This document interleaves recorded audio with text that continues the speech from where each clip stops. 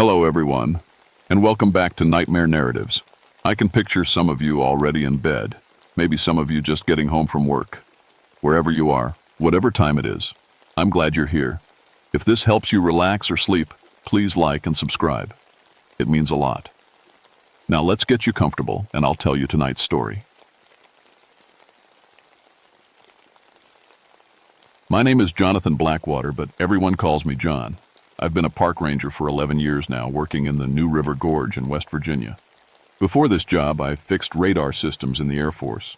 Now I take care of all the electronic stuff, radios, GPS units, emergency beacons. It's good work, and I'm good at it. The gorge is a special place. It cuts through the mountains like a giant scar, 1,000 feet deep in some spots. The New River runs at the bottom, white water crashing over rocks that have been there since before people walked this land.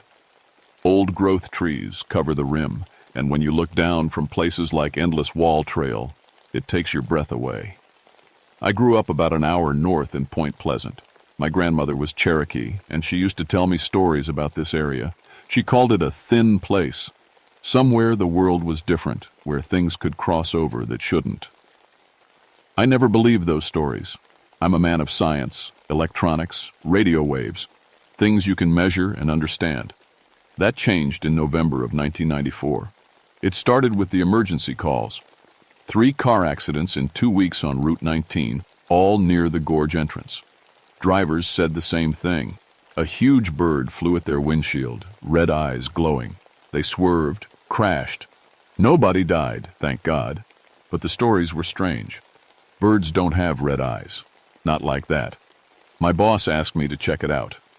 Probably some kind of interference with the radio towers, he said. You know, messing with people's vision or something. I drove out on a Thursday morning. The weather was weird. Too warm for November, with thick clouds building up. We'd been getting reports of strange lights in the sky, aurora-type stuff way too far south.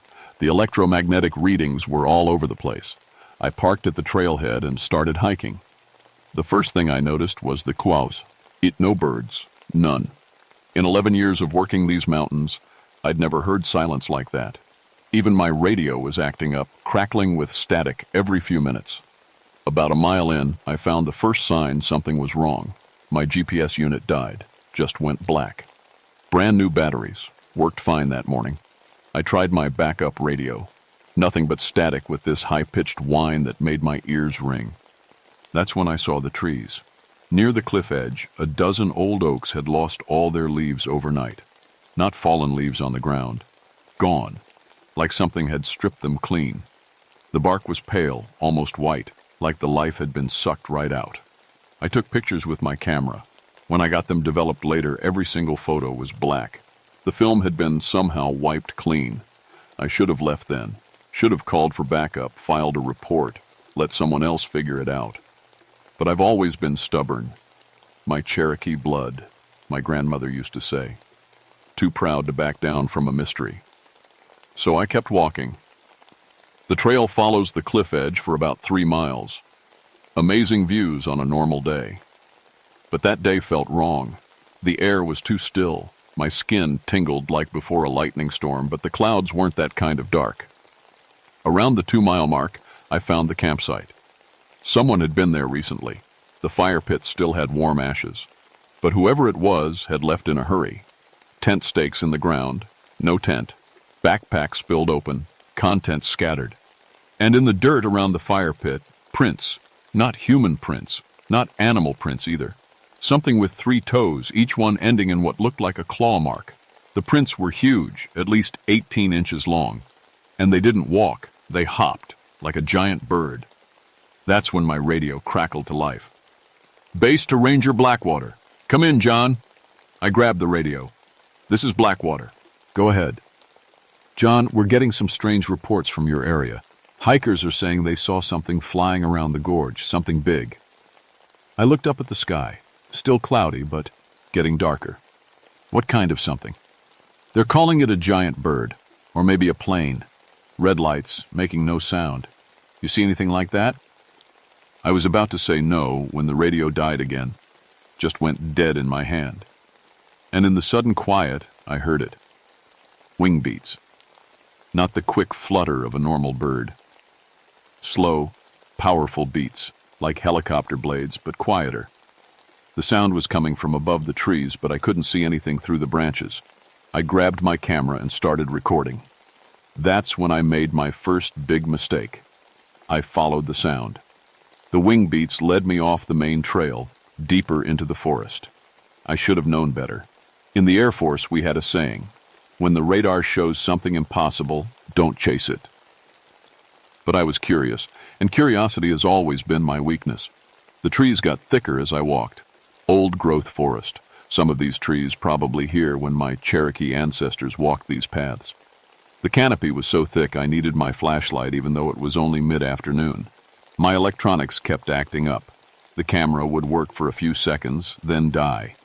The flashlight flickered on and off like it had a loose wire, but I'd checked it that morning. Even my watch stopped working. About half a mile in, I found the second campsite. This one was different, older. The fire pit was cold, but arranged in a perfect circle of stones. 12 stones, each one carved with symbols I didn't recognize. My grandmother might have known what they meant, but she'd been dead for 10 years. More of those strange prints were here. But these ones were different, deeper, like whatever made them had landed hard. And in the center of the camp, scratched into the dirt, was a symbol. It looked like a cross between a bird and a man.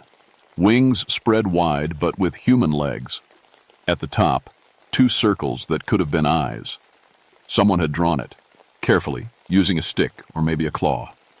I was taking pictures of the symbol when I heard the scream. It wasn't human, wasn't animal either. It was something in between, like a hawk's cry mixed with a person yelling. The sound echoed off the cliff walls, bouncing back and forth until I couldn't tell where it came from. Then silence. I waited, listening. My heart was beating so loud I was sure whatever made that sound could hear it. Minutes passed. Nothing. I was about to head back to the trail when I heard Tom calling my name. Tom Brennan was another ranger, worked the northern section of the park. Good man, experienced hiker. We'd worked together on rescue operations before. John, where are you?" His voice was coming from deeper in the forest. That was strange. Tom knew these woods, knew to stay on the marked trails. "Tom? I'm here?" I called back. "John, you need to see this. Come toward my voice." Something felt wrong about the way he sounded. Tom was usually calm, professional. Now his voice was excited, almost frantic.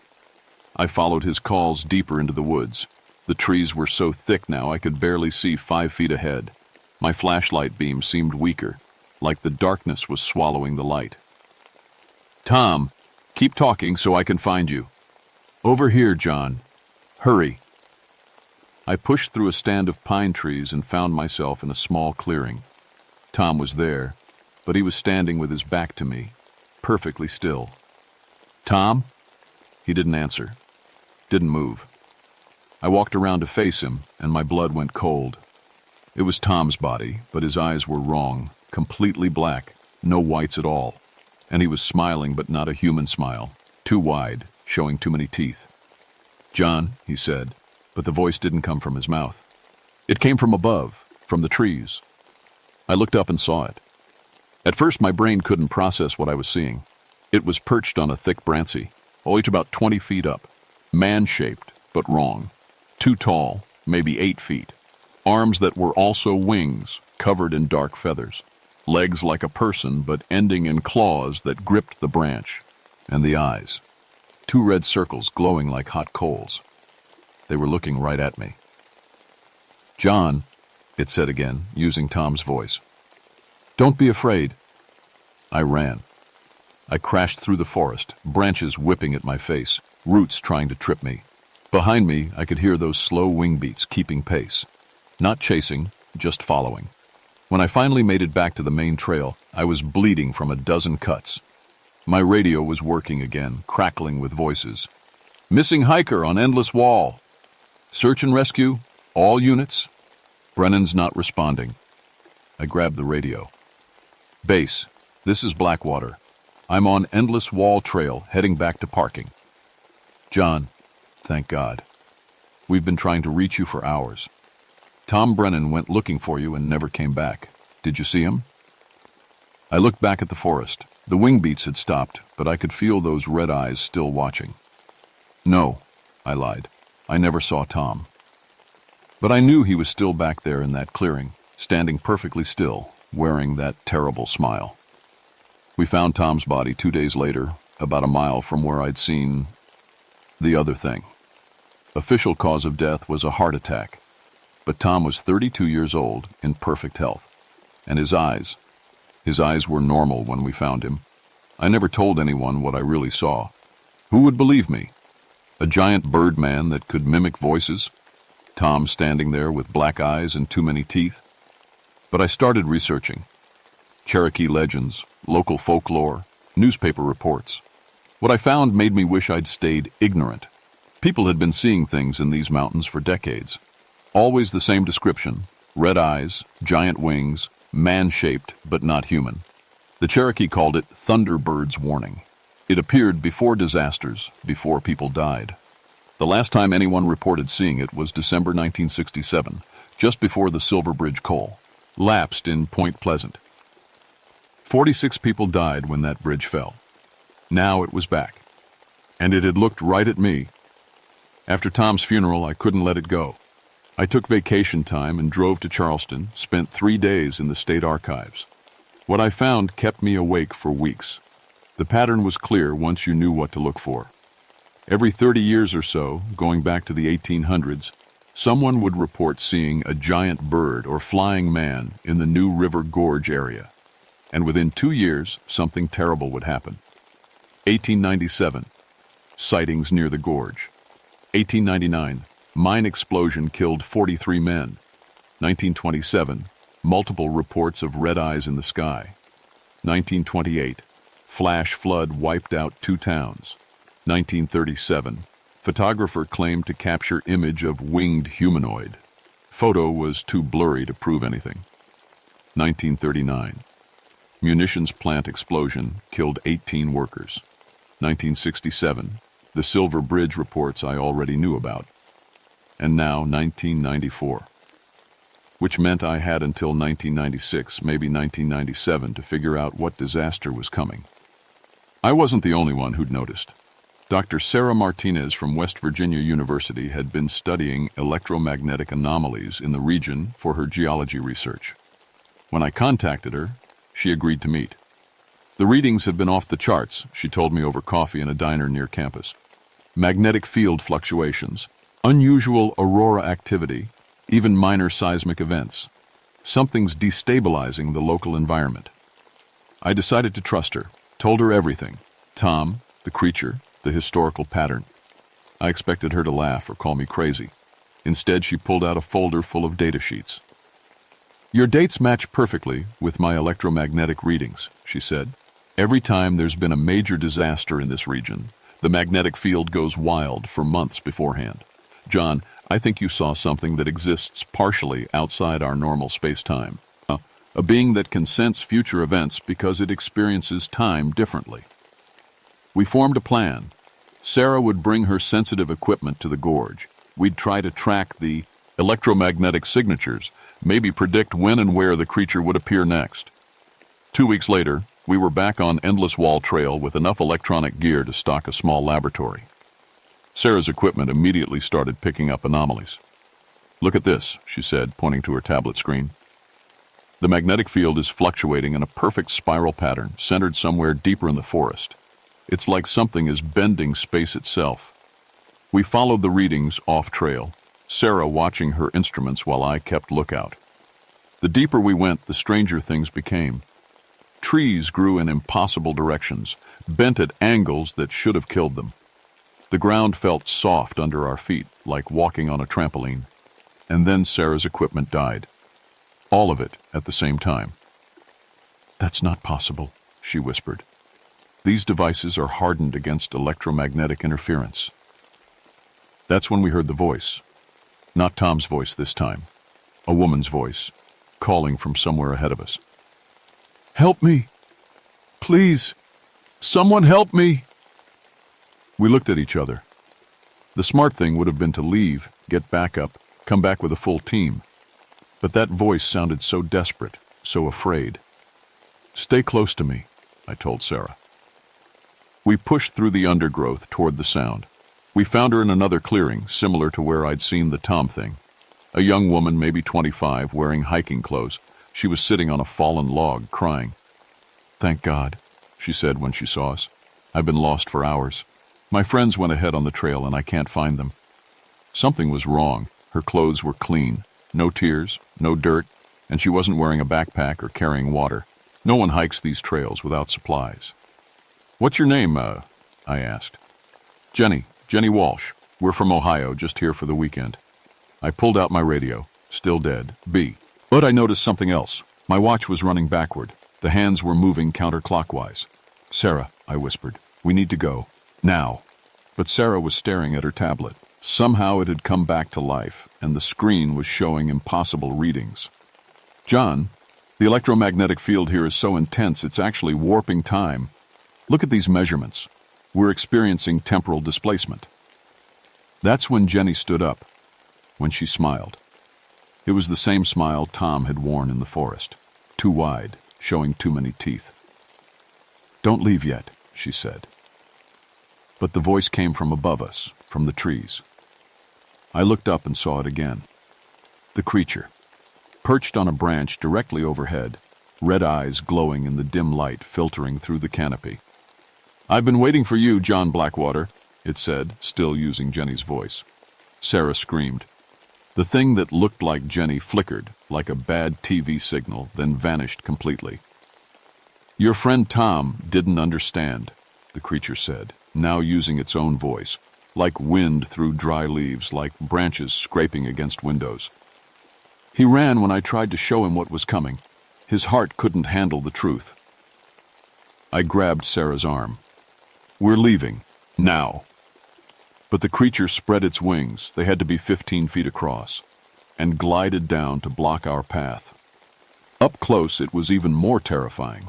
The body was humanoid but covered in dark feathers that seemed to absorb light. The face was almost human, but the proportions were wrong. Eyes too large, neck too long, skin pulled too tight over sharp bones. "The bridge," it said. 13 months from today. December 15th, 1995. During the Christmas festival, when the bridge is crowded with families. Images flooded my mind. Not words or pictures, but direct knowledge somehow transferred from the creature's consciousness to mine. I saw the New River G, Orge Bridge, the steel arch that carried thousands of cars across the canyon every day. I saw hairline cracks in the support cables, metal fatigue from decades of wind and weather. I saw those cracks spreading, growing, until... The vision was so vivid I fell to my knees, clutching my head. Sarah was beside me, screaming. The creature's electromagnetic field was overloading our nervous systems, forcing us to experience a future that hadn't happened yet. In the vision, I watched the bridge collapse during peak tourist season. Cars plunging into the gorge, families screaming as they fell. Hundreds of people dead in seconds. "Why are you showing me this?" I gasped. "Because you can stop it," the creature said. "You have the knowledge, the access, the credibility. You can make them listen." "What are you?" "A guardian, a watcher. I exist in the spaces between moments, seeing all times at once. When the barriers grow thin, when disaster approaches, I manifest to warn those who might act." Sarah managed to stand up, though she was shaking. "The electromagnetic readings," she whispered. "You're not from our dimension, are you?" "I am from the spaces between dimensions," it replied. "But I am trapped here until the warning is given and received." The creature folded its wings and stepped closer, its red eyes fixed on mine. "The bridge inspection is scheduled for next spring. The inspectors will find minor corrosion, nothing requiring immediate action. They will miss the hairline fractures in the support cables because those fractures exist in a quantum state, present but not yet visible to your instruments. Then how can we... You will guide them to the right locations. You will insist on deeper testing. You will make them understand that lives depend on their thoroughness. The creature reached out with one clawed hand and touched my forehead. The world exploded into light and sound and impossible knowledge. I saw through its eyes, experienced time as it did, not as a straight line, but as a vast web, all moments existing simultaneously. I saw the bridge, Sue, collapse in perfect detail, every falling car, every scream. But I also saw other possible futures where the bridge stood, where families went home safe, where children grew up to have children of their own. When the vision ended, I was lying on the ground, blood running from my nose. Sarah was holding me, talking rapidly into her satellite phone. Apparently that still worked when conventional electronics failed. The creature was gone, but burned into my memory was everything I needed to know. The exact locations of the structural weaknesses, the specific tests that would reveal them, the bureaucratic channels I'd need to navigate to make the repairs happen. "John, stay with me," Sarah was saying. "Medevac helicopter is en route." "The bridge," I whispered. "We have to save the bridge." They kept me in the hospital for 3 days. Doctors said I'd suffered some kind of seizure, possibly triggered by electromagnetic exposure. All my tests came back normal, but they were worried about the memory issues. I kept insisting I could remember things that hadn't happened yet. Sarah visited every day. She'd experienced the same visions, though not as intensely. Her scientific mind was struggling to process what we'd encountered. "The data doesn't lie," she told me on the 3rd day. "Whatever that thing was, it generated electromagnetic fields beyond anything in our current understanding of physics. And the temporal displacement readings, John, for 17 minutes, we existed slightly outside normal time flow. Do you believe what it showed us about the bridge?" She was quiet for a long time. "I've run computer simulations based on the structural details from your vision. If those hairline fractures exist where you say they do, and if they propagate along the stress vectors you described, yes, the bridge could collapse under holiday traffic loads." The problem was convents. Sing, anyone else.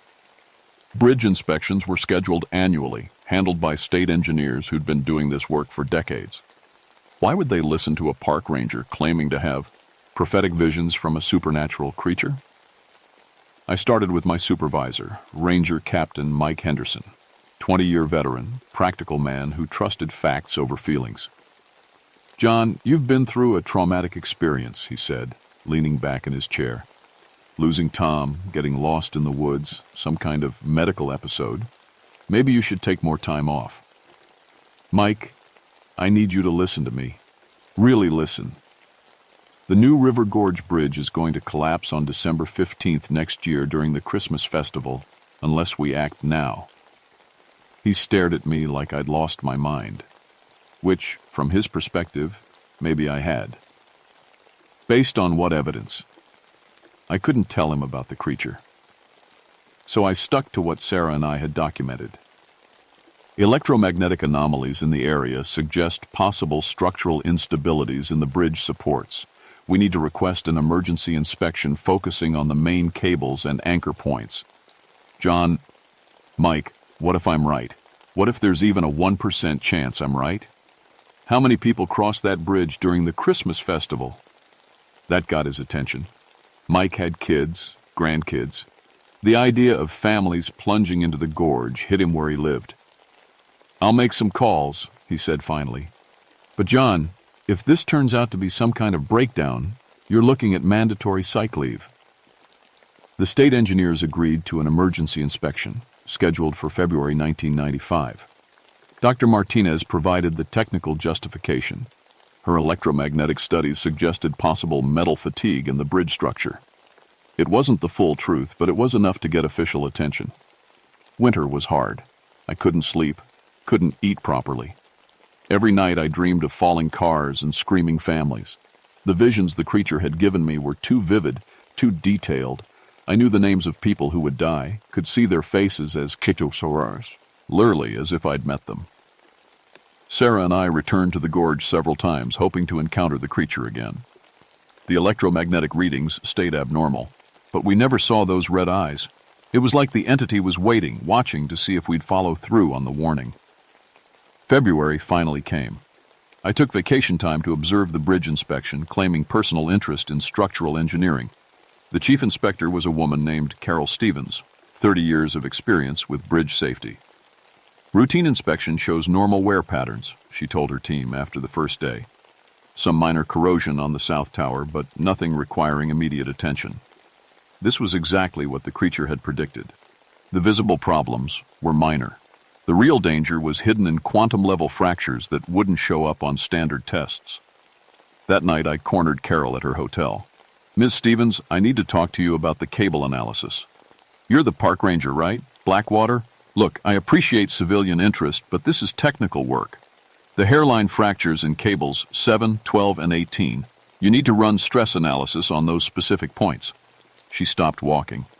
"What fractures?" "Our preliminary inspection didn't show any fractures in those cables."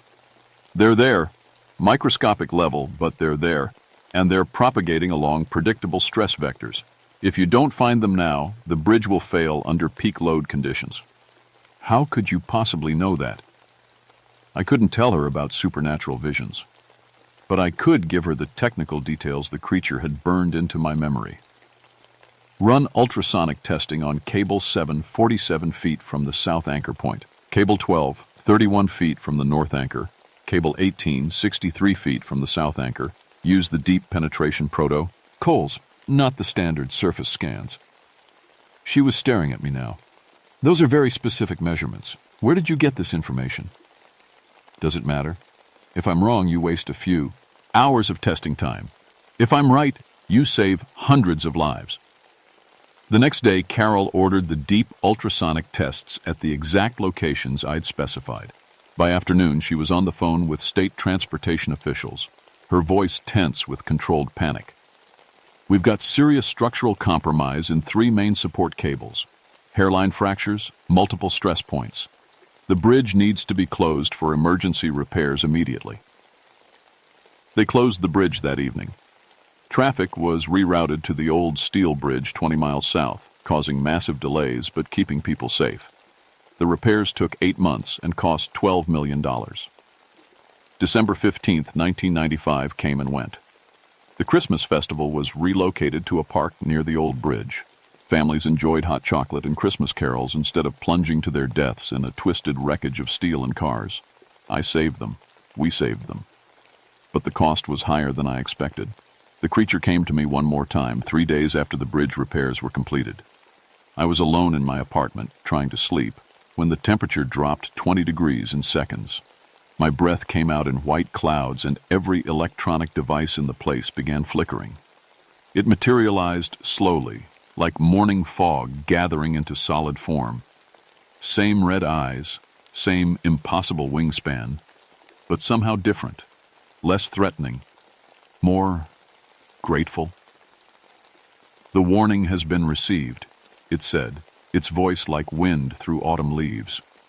"The future has changed. The bridge stands. The families live." "Is it over?" I asked. "For now. But the barriers remain thin in this place. I will return when next disaster approaches, and you will feel it calling." The creature stepped closer. When it touched my forehead, I felt the same explosion of temporal awareness, but gentler this time, more controlled. "You have been changed by contact with spaces between moments," it said. "You will sense coming disasters before they manifest. This is both gift and burden. I don't want it. Few do. But having received the knowledge, you cannot unknow it. Use it wisely." The creature spread its wings and simply faded, like smoke dispersing on a breeze. That was 30 years ago. I'm still a park ranger, though I've moved around the Appalachian region. Wherever electromagnetic anomalies spike, wherever the barriers between dimensions grow thin, I find myself transferred to a new position. Sometimes I think the Park Service has a file on me. The ranger who has an unusual knack for predicting structural failures and natural disasters. I've prevented 6 major catastrophes since the bridge. A dam collapse in Tennessee, a landslide in North Carolina, a gas line explosion in Kentucky.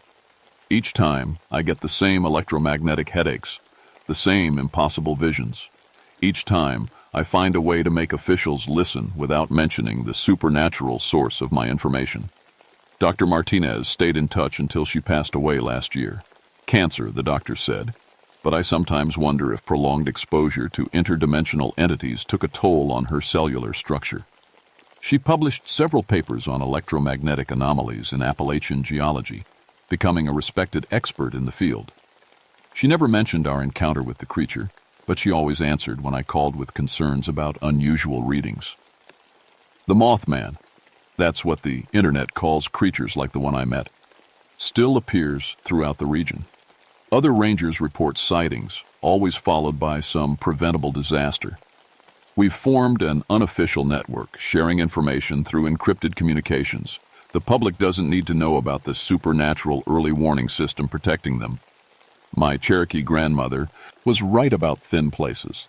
There are locations where the normal rules don't apply, where entities from other dimensions can cross over. Usually, they're just watching, observing. But sometimes when human lives hang in the balance, they intervene. Most people see the red eyes and run. They think it's a monster, a harbinger of death. They don't understand it's actually trying to save them. I'm retiring next month, 65 years old, arthritis in my knees, and the electromagnetic sensitivity is getting worse. Each vision leaves me bedridden for days afterward, but I've trained 3 younger rangers in what to watch for, the signs that reality is getting ready to crack. Last week, my replacement called from the New River Gorge. "John, we're getting some strange electromagnetic readings near Endless Wall Trail. The wildlife is acting weird, and hikers are reporting red lights in the sky." I drove down from my cabin in Virginia. The readings were unmistakable. Something big is coming, something that will require intervention.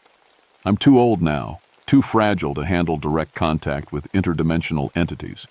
But my replacement is young, smart, has a background in electronics like I did. When he sees those red eyes watching from the darkness, I hope he'll remember what I taught him. Don't run. Listen.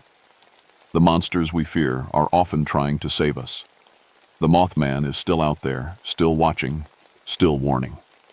Somewhere in the mountains of Appalachia, red eyes are scanning possible futures, looking for the disasters they can help us prevent. And when you see those eyes looking back at you from the edge of the forest, don't scream. Don't flee. Pay attention to what they're trying to tell you. Your life might depend on it.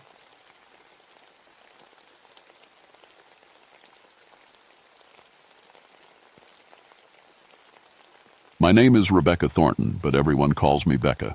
I've been a park ranger for 19 years now, and I thought I'd seen everything these woods could throw at me. Poachers, drug dealers, lost hikers, bears getting too close to campsites, you name it, I've dealt with it. I work in Savage River State Forest in Maryland, way up near the Pennsylvania border. It's a beautiful place, but remote, really remote. When you're deep in the Big Run area where I patrol, you can't even get cell phone service. The trees are so thick overhead that sometimes it feels like night even at noon. I used to be military police in the Army before this job. Learned how to shoot straight, how to read people, how to handle trouble. My dad taught me to hunt when I was little, back in the Pennsylvania mountains. So when I became a ranger, tracking poachers felt natural. They think they're smart, but they all make the same mistakes, leave the same kinds of signs. That September in 1989 was colder than usual. Frost came early and killed a lot of the plants. The leaves started turning brown before they should have. Even the animals seemed nervous. My tracking dog, Rex, kept whining for no reason I could see. The first call came in on a Tuesday morning. Farmer named Joe Murphy called the office, said something had killed 3 of his cows. Not just killed them, tore them apart. Joe's farm sits right on the edge of the forest, been there for 40 years. He knows the difference between a bear attack and something else. "Whatever did this wasn't natural, Becca," Joe told me when I drove out to look. His face was pale, hands shaking as he pointed toward the pasture. "I've seen bears kill cattle before. This was different." He was right. When I saw those cows, my stomach dropped. They weren't just dead.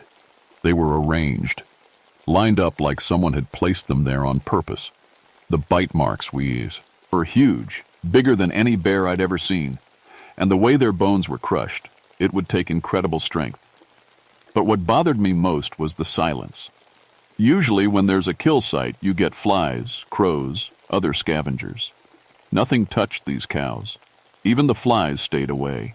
I took pictures, made notes, collected what evidence I could. Standard procedure. Rex wouldn't go near the carcasses. He's a German shepherd, trained for tracking, brave as they come. But he cowered behind my truck the whole time. Probably just a really big bear, I told Joe, but I didn't believe it myself. I'll set up some trail cameras, see what we're dealing with.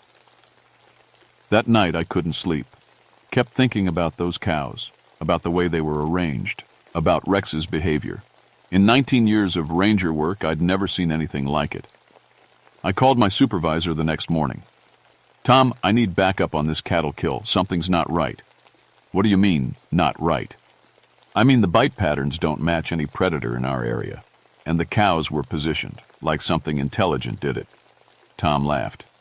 "Becca, you're starting to sound like one of those Bigfoot hunters. It's a bear. Set some traps, put up warning signs, write your report." But I knew it wasn't a bear. I just didn't know what it was.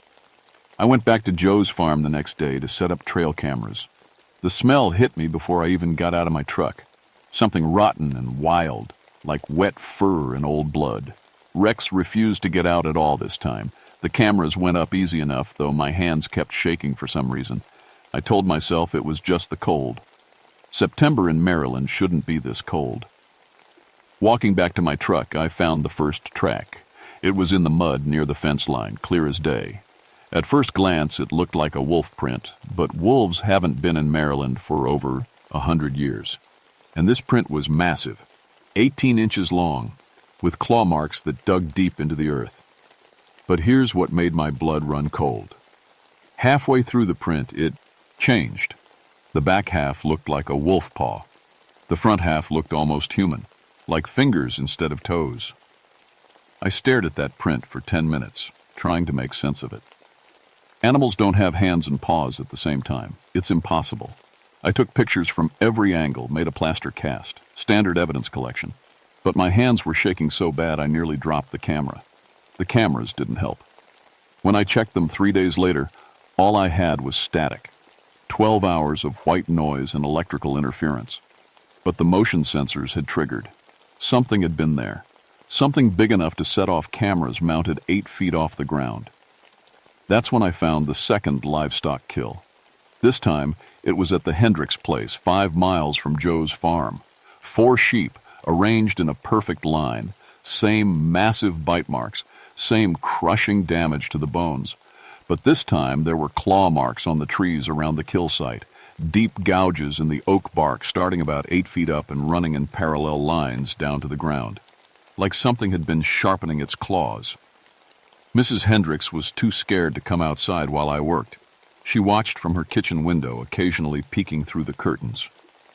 "My dogs won't stop howling at night," she told me through the screen door. "Haven't eaten in 2 days. Just hide under the porch and shake." I found more tracks around the sheep. These were different, deeper, showing more weight. And they told a story that made no sense.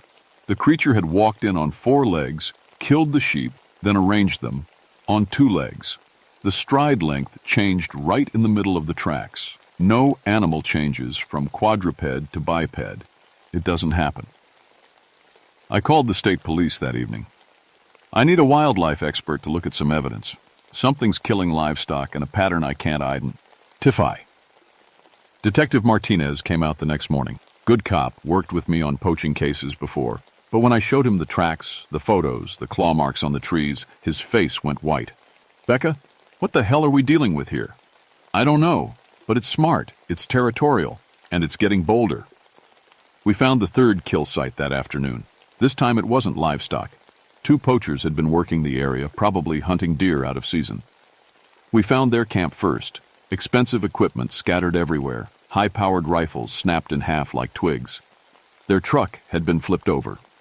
We found the bodies 50 yards away. I've seen a lot of death in my time, military and civilian, but this was different. These men had been killed by something with incredible strength and intelligence. Their skulls were crushed, but their bodies were positioned carefully, deliberately, like a warning.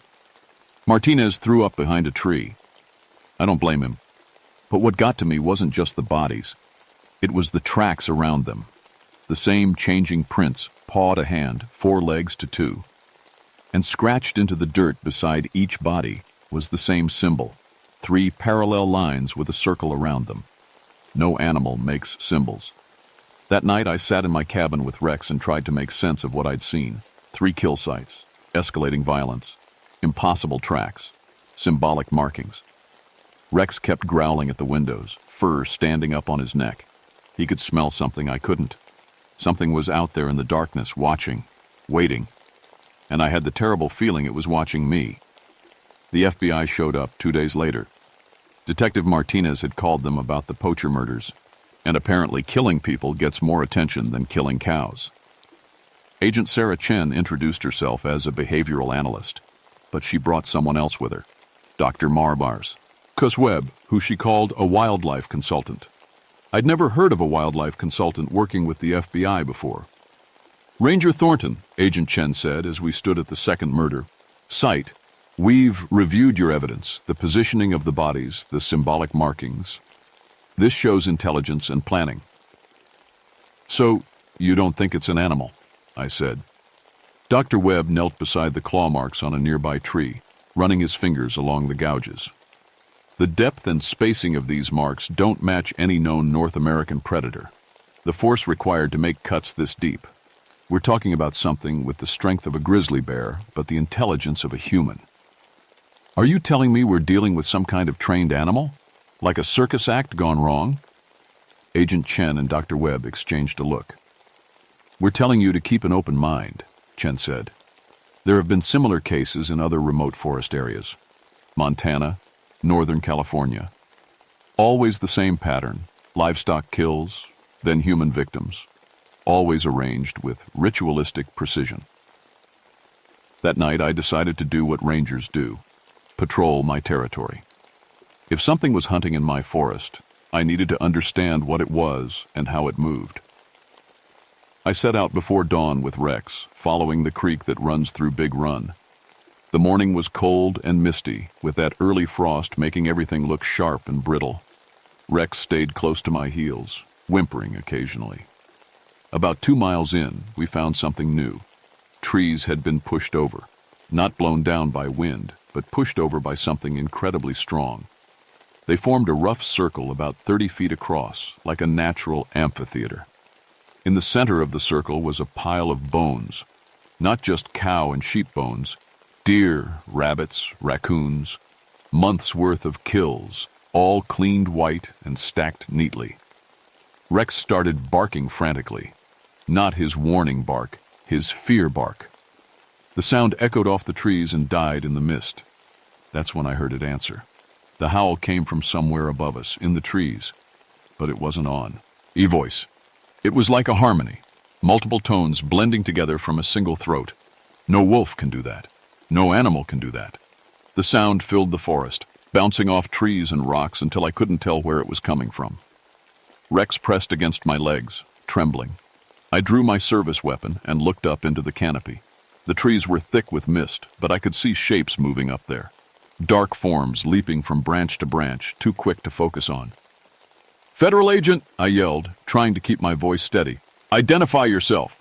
The movement stopped. The forest went completely silent. Then I saw the eyes, yellow eyes, reflecting the dim morning light, staring down at me from maybe 40 feet up. Not the eyes of any animal I knew, too intelligent, too focused. They studied me like I was some kind of puzzle to solve. "Easy, Rex," I whispered. My dog had stopped barking and was now frozen in place, staring up at those eyes. The eyes blinked once, slowly, deliberately. Then they were gone. I radioed for backup, but it took Chen and Webb 3 hours to reach us. By then, whatever had been watching us was long gone, but the evidence was still there. The circle of pushed-over trees, the bone pile, and something new. Scratched into the bark of the largest fallen tree were symbols. Not just the 3 lines and circle I'd seen at the murder sites. Dozens of symbols covering 20 feet of bark. They looked almost like writing. Dr. Webb spent an hour photographing them, his face getting paler with each shot. "Have you seen markings like this before?" I asked. "Similar ones," he said quietly. "In Montana, California. Different locations, but the same language, I guess you'd call it." "Language?" He looked at me seriously. "Ranger Thornton, what if I told you that every one of these cases involved an entity that seems to be protecting its territory from human? As it perceives as threats? Always in old-growth forests. Always in areas where the ecosystem is pristine." "I'd say you sound like you believe in monsters." "I believe in things science hasn't explained yet.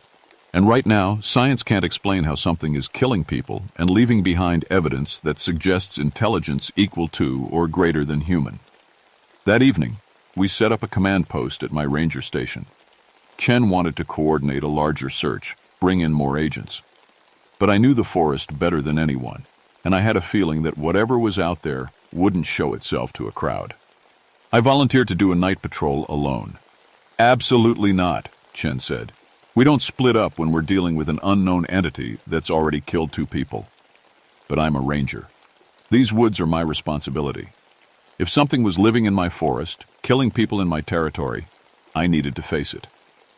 At 2 a.m., I slipped out of the command post with Rex. The night was clear and cold, with a full moon casting everything in silver light, perfect for tracking. We followed the creek deeper into Big Run, past the Bone Circle, into territory I rarely patrolled. Old-growth forest, trees so thick they blocked out most of the moonlight. Rex stopped suddenly, hackles raised. He looked ahead into the darkness and made a sound I'd never heard from him before. Part whine, part growl, all terror. 50 feet ahead, standing in a shaft of moonlight, was the thing I'd been tracking. It was 7 feet tall, covered in dark fur, walking upright on 2 legs like a man. But its head was wrong, elongated, with a wolf's snout and those same yellow eyes I'd seen earlier. Its arms were too long, ending in hands that were part human, part claw. It stood perfectly still, watching me. Waiting. I raised my gun, but my hands were shaking so bad I couldn't aim properly. The creature tilted its head, studying me. Then it did something that made my blood freeze. It smiled. Not a human smile, not an animal expression. Something in between, showing teeth too sharp and too ma's. Any. Then it spoke. Not words. Not sounds any human throat could make. But I understood anyway, like the meaning was placed directly into my mind. Guardian, protector, same. It knew what I was. And somehow, I knew what it was. Rex whimpered and pressed against my legs. The creature looked down at my dog, then back at me. Its expression changed. Less threatening, more curious. "Why do you hunt the hunters?" The question formed in my mind without sound. I found myself answering without speaking. Because they hurt things that can't protect themselves. The creature nodded slowly. Then it raised one clawed hand and pointed deeper into the forest. "Come. See. Understand." Against every instinct screaming in my head, I followed the creature deeper into the forest. Rex stayed pressed against my side, whimpering but not running. Maybe he sensed something I was still trying to understand. The creature moved through the trees like it belonged there, never breaking a branch or disturbing the forest floor. It would pause occasionally to look back at me, making sure I was following. After maybe half a mile, we reached a place I'd never seen before, a natural clearing where the creek formed a small waterfall. The moonlight was bright here, turning the water silver. The creature stood at the edge of the clearing and gestured with one clawed hand. The forest around us came alive. Wolves emerged from the shadows. Real wolves, a whole pack of them, moving silently into the clearing. They showed no fear of the creature. If anything, they seemed to defer to it, lowering their heads as they passed. Behind the wolves came other animals, deer, bears, even a mountain lion I didn't know existed in these woods. All of them moved with purpose, like they were answering some kind of summons. The creature looked at me, and again I heard its voice in my mind. This is why. Images flooded, my thoughts. Not words, but pictures and emotions. I saw the forest as it had been decades ago, pristine, untouched, full of life. I saw the logging operations of the 1920s, men with saws, and trucks tearing down trees that had stood for centuries. I saw the first guardian, protecting what it could. I saw poachers and developers, hunters who killed for sport instead of need, people who saw the forest as something to conquer instead of respect. And I saw what happened to them. The forest chooses its guardians. The creature's voice whispered in my mind. Human and other. Those who protect, we protect. Those who destroy. The images changed. I saw the two poachers from yesterday, but not their bodies. I saw them alive, setting illegal snares, poisoning a creek to kill fish for sport, leaving wounded animals to suffer. I saw them killing a wolf pup just for fun. Justice, the creature said simply. You're protecting the forest, I said out loud. My voice sounded strange in the silence. The creature nodded. Then it did something that shocked me more than anything else that night. It began to change. The transformation was fluid, like watching water flow. The wolf features softened, became more human. The fur receded, revealing dark skin. The claws shortened into fingers.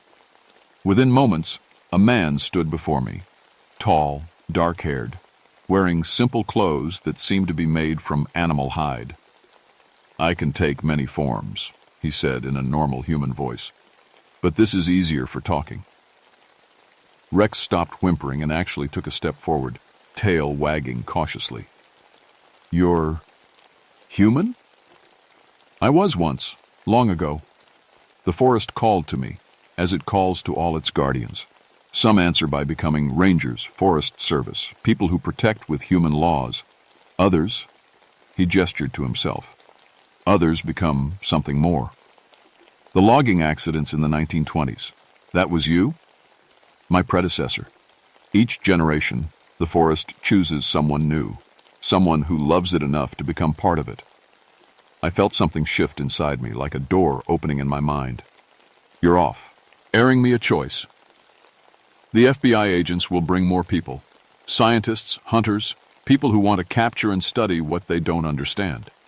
They'll turn this place into a laboratory, drive out the animals, cut down trees to build facilities. I could see it happening. The quiet, ancient peace of Big Run destroyed by curiosity and fear. But there's another way, the Guardian continued. You know these woods.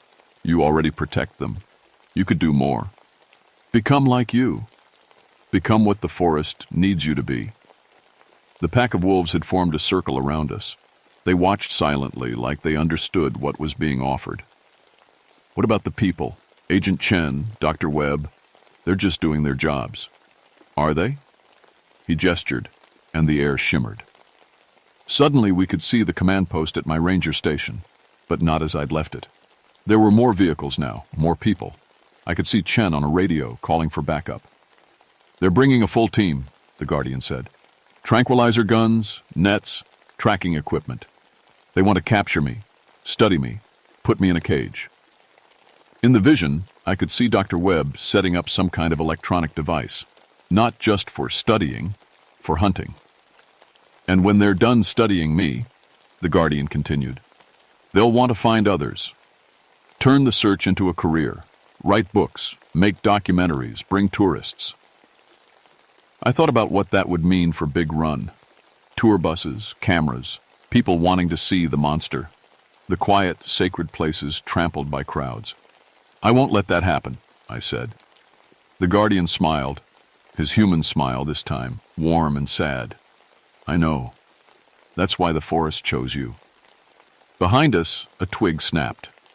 We turned to see Agent Chen and Dr. Webb emerging from the tree line, both carrying tranquilizer rifles. Step away from it, Ranger Thornton, Chen shouted. That thing is extremely dangerous. Rex started barking, but not at the Guardian, at the federal agents. The Guardian looked at me one last time. Choose quickly, Becca. Guardian to Guardian. Chen raised her rifle. It's Some kind of hybrid, Thornton. Probably escaped from a lab somewhere. We need it alive for study. In that moment, I understood everything. The forest, the guardian. My role in protecting something sacred from people who saw it only as a specimen to catalog. I stepped between Chen and the guardian, my service weapon drawn but pointed at the ground. Agent Chen, lower your weapon. Thornton, get out of the way. That thing killed 2 people. 2 poachers who were torturing animals for sport. The forest was defending itself. Dr. Webb circled around to get a better angle. Ranger, you don't understand what you're dealing with. This entity could be incredibly valuable to science. The guardian touched my shoulder gently. When I looked back at him, he was changing again, taking his wolf form. But this time, instead of 7 feet of dangerous predator, I saw him for what he really was. A protector, like me.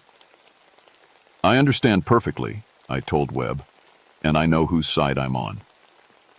What happened next lasted only seconds, but I remember every detail. Agent Chen fired her tranquilizer gun. The dart flew toward the guardian, but he was already moving, shifting from human to wolf form mid-leap. The dart passed harmlessly through the space where he'd been standing. Dr. Webb tried to circle around for a better shot, but Rex had other ideas. My dog tackled the wildlife consultant, sending both of them tumbling into the creek. The guardian landed behind Chen and grabbed her rifle, crushing it in his claws like it was made of paper. She reached for her sidearm, but he simply roared, that impossible multi-toned howl that filled the entire forest. Chen froze. Webb stopped thrashing in the creek. Even I felt the power in that sound, the voice of the wilderness itself. But the guardian didn't hurt them. Instead, he looked at me and spoke, his words somehow reaching all of us. They will leave. They will forget. The forest will be protected. I don't know how he did it, but suddenly Chen and Webb looked confused, lost. They stumbled around the clearing like people waking from a dream. Where are we? Chen asked, looking around with unfocused eyes. The search, Webb mumbled. We were searching for something. You were investigating some bear attacks, I said firmly. But the bear moved on. Case closed. They nodded, though they still seemed confused. Within an hour, they'd packed up their equipment and left. Their memories somehow changed to remember a routine investigation that found nothing unusual. But I remembered everything. The guardian and I spent the rest of that night talking. He told me about the forest's history, about the network of guardians in other wild places, about the balance between human needs and nature's rights. You don't have to become what I am, he said as dawn approached. But you'll be different now, more connected to this place, more able to sense threats to it. He was right. Over the following weeks, I found that I could feel the forest's moods, sense when poachers entered the territory, communicate with animals in ways I'd never been able to before. Rex and I became a more effective team than ever. The poaching incident stopped completely. Word somehow spread among the hunters that Big Run was protected by something they didn't want to meet. The few who tested that warning found their equipment destroyed, their vehicles disabled, and themselves deposited at the forest entrance with clear memories of why they should never return. But the legitimate users, hikers, campers, researchers who respected the wilderness, found Big Run more welcoming than ever. Animals showed themselves more freely. The forest seemed healthier, more alive. I still see the guardian sometimes, usually at dawn or dusk when the light in. Tea is soft, and the boundary between human and wild feels thinner. He appears as a man, a wolf, or something in between, depending on his mood and the message he wants to send. The forest. Service eventually redesignated parts of Big Run as a protected wilderness area, citing sensitive ecosystem recovery and enhanced wildlife activity. They don't know about the guardian, but they can feel the change in the forest's health. Tourists sometimes ask me about the Bigfoot sightings they've heard rumors of. I tell them the same thing I tell everyone. Respect the wilderness, and it might show you wonders. Abuse it, and face consequences no human law can protect you from. Rex is old now, but he still patrols with me. He's never forgotten that night in the clearing, and sometimes I catch him staring into the forest with an expression that says he knows exactly who's watching back. Last month, a developer approached me about a logging contract for the old growth area near the waterfall. I smiled and told him I'd pass along his proposal to the appropriate authority. That night, his surveying equipment was found arranged in a perfect circle, crushed flat. The 3 parallel lines and circle symbol was carved into a nearby tree. He decided to look for timber rights somewhere else. The forest has its guardians, human and otherwise, and some threats require more than badges and paperwork to handle. But mostly, Big Run is peaceful now. The way it's supposed to be. The way it will stay, as long as people like me are willing to stand between the sacred and those who would destroy it. Some nights, when I'm sitting on my cabin porch with Rex beside me, I hear that impossible howl echoing through the trees. Not threatening this time, but welcoming. The sound of a forest that knows it's protected. The sound of home.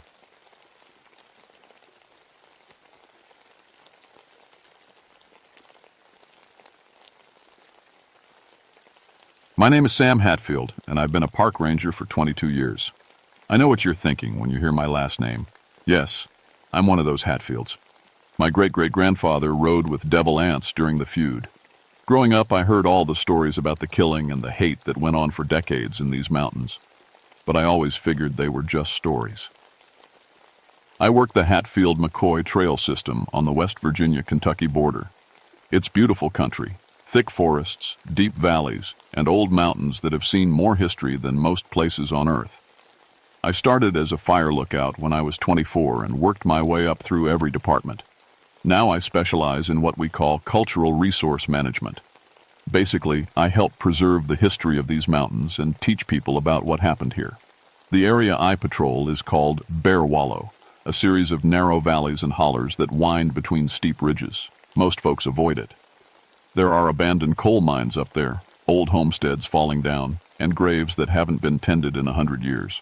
The locals still remember the feud, and trust doesn't come easy in these parts. April 1991 was when it all started. We had this fog roll in that just wouldn't lift, day after day, thick as cotton, hanging in the valleys like it was glued there. You couldn't see 10 feet in front of you most days. Weather Service said it was unusual, but not impossible. I figured it would blow through like everything else. Then the hikers started reporting strange things. First was a family from Ohio who came to walk the historical trail. They made it about 3 miles in before they turned around. The father came to my station shaking his head, said they saw people watching them from the old cabin ruins. When I asked him to describe these people, he got real quiet. They didn't have eyes, he said. Just hollow places where eyes should be. His wife nodded, like someone had scooped them out with a spoon. I told them it was probably just the fog playing tricks. Maybe some tree stumps that looked like people in the poor visibility. They didn't seem convinced, but they thanked me and left. 2 days later, a Civil War reenactment group that comes through every spring called to cancel. The leader, a man named Jim Morrison, who I'd worked with for 5 years, sounded embarrassed on the phone. Sam, I know this sounds crazy, but my boys won't camp up there. They're saying the place feels wrong, like something's watching them all the time. These were grown men who spent weekends pretending to fight battles. They weren't easily spooked. What exactly did they see? I asked. Figures in the trees, standing too still to be alive. And Sam, he paused. They said these figures looked like they were from the feud days. Old clothes, old rifles, but their faces... Let me guess. No eyes. That's right. How'd you know? I looked out my window at the fog hanging in the valley like a gray blanket. Lucky guess. That night, I sat in my cabin going through the historical records. The Hatfield-McCoy feud ran from roughly 1863 to 1891. 30 years of killing and revenge. The most violent period was right here in Bear Wallow, where my ancestor Devil Ants had his stronghold. Dozens of people died in these mountains. Many of the bodies were never found. My grandmother used to tell me stories about the hollow-eyed dead when I was little. She said they were the spirits of people who died with so much hate in their hearts that it burned out their eyes. They couldn't rest, couldn't move on, because the anger kept them tied to the earth. I always thought it was just a way to scare kids into behaving, but sitting there in my cabin with the fog pressing against the windows like as something trying to get in, those old stories didn't seem so silly anymore. I made a decision that night. Come morning, fog or no fog, I was going up to Bear Wallow to see what was really going on. The fog was so thick the next morning I had to use my compass just to find the trail. Everything was muffled and strange. Even my footsteps sounded wrong, like they were echoing off invisible walls. But I've hiked these mountains in all kinds of weather, and I wasn't about to let a little fog stop me from doing my job. The first thing I noticed was the silence. No birds singing, no squirrels chattering, no insects buzzing. Just my breathing and the soft crunch of leaves under my boots. In 22 years of ranging, I'd never heard the mountains this quiet. About a mile up the trail, I found the first sign that something was off. Footprints. They were in a patch of soft mud beside Grapevine Creek, clear as day despite the fog. But these weren't modern hiking boots or sneakers. They were bare feet, long and narrow, with distinct toe prints. What made them strange was that it had been freezing the past 3 nights. Who walks barefoot in weather cold enough to kill you? I knelt down for a closer look and felt my stomach drop. The prints were heading toward the ruins of the old Hatfield cabin, the one where Devil Anse was born. But more importantly, they were fresh. The mud was still soft around the edges. I followed the prints through the fog, moving slow and quiet like I was tracking a wounded animal. The trail led me up the ridge and through a stand of old-growth oak trees that had probably been here during the feud. Spanish moss hung from the branches like torn curtains, and everything dripped with moisture from the fog. That's when I saw the cabin. It had been falling down for decades. Roof caved in, walls tumbling, more like a pile of old logs than a building. But something was different. There were clothes hanging on a rope strung between 2 trees beside the ruins. Old-fashioned clothes, a long dress, men's work pants, a cotton shirt. The clothes we re-clean. They looked brand new. I walked closer, my hand resting on the radio clipped to my belt, though I knew it wouldn't work in this fog. The mountains created dead zones on a good day, and the weather made it worse. The clothes swayed slightly in a breeze I couldn't feel. As I got closer, I could see details that made my skin crawl. There were holes in the shirt, small, round holes with dark stains around the edges. Bullet holes. And the stains looked like blood. Fresh blood. A stick snapped behind me. I spun around, hand going to the pistol on my hip. "Hello? Anyone there?" The fog swallowed my voice. But I could feel something watching me. That prickly sensation between your shoulder blades when you know eyes are on you. "This is Park Service property," I called out. "If someone's there, you need to identify yourself." No answer, just that terrible silence. I backed toward the trail, keeping my eyes on the tree line. That's when I saw it, a shape standing between 2 pine trees about 30 yards away. Tall, wearing what looked like old-fashioned clothes. It stood perfectly still, like a statue. "Sir? Ma'am? I need you to come out where I can see you." The figure didn't move. Didn't even seem to be breathing. I took a step closer, and the fog shifted just enough for me to see the face. It was smooth. No features at all where the eyes should have been. Just empty, hollow spaces like someone had carved them out with a knife. The mouth was moving, working up and down, but no sound came out. I stumbled backward, nearly tripping over a fallen log. When I looked up again, the figure was gone. My hands were shaking as I pulled out my notebook and wrote down everything I'd seen. The footprints, the clothes, the figure in the trees. As a ranger, I'm trained to observe and document, even when what I'm observing doesn't make sense. I spent another hour searching the area, but found nothing else. The fog seemed to be getting thicker, and I was starting to lose the trail. I marked the GPS coordinates of the cabin ruins and headed back to my station. That evening, I called Dr. Sarah Chen, a paranormal researcher from the University of Kentucky, who'd helped me with some historical preservation projects. Sarah was smart, practical, and never laughed at things she couldn't explain. "Sam, you sound rattled. she said after I told her what happened. "I've been in these mountains my whole life, Sarah. I know every sound, every shadow. This was different. Can you get me up there? I'd like to see this for myself. The fog's too thick right now, but if it clears, call me the moment it does. And Sam, don't go back up there alone." After I hung up, I pulled out my family genealogy charts. My great-great-grandfather, John C. Hatfield, had lived in that cabin. He was Devil Anse's son, known for his temper and his way with a rifle. He'd killed 3 McCoys during the feud before dying himself in an ambush in 1888. Looking at his picture, a daguerreotype from 1885, I felt something cold settle in my stomach. The figure I'd seen in the fog had been tall and lean, just like John's. And he'd been wearing clothes that could have been from the 1880s. I tried to sleep that night, but every time I closed my eyes, I saw that smooth face with the hollow spaces where eyes should have been. When I finally did drift off, I dreamed of gunshots echoing through the mountains and voices screaming for revenge that would never come. The fog lifted on the 3rd day, but the feeling of wrongness only got stronger. Sarah Chen arrived that morning with her research partner, Dr. Marcus Webb, a genealogist who specialized in Appalachian family histories. Marcus was a McCoy descendant, something I didn't learn until we were already on the trail. "Your family and mine have quite a history," he said with a nervous laugh as we hiked toward Bear Wallow. "That's all in the past," I told him. "Besides, I never had anything against McCoys." But I noticed I was walking a little faster, putting distance between us without really meaning to.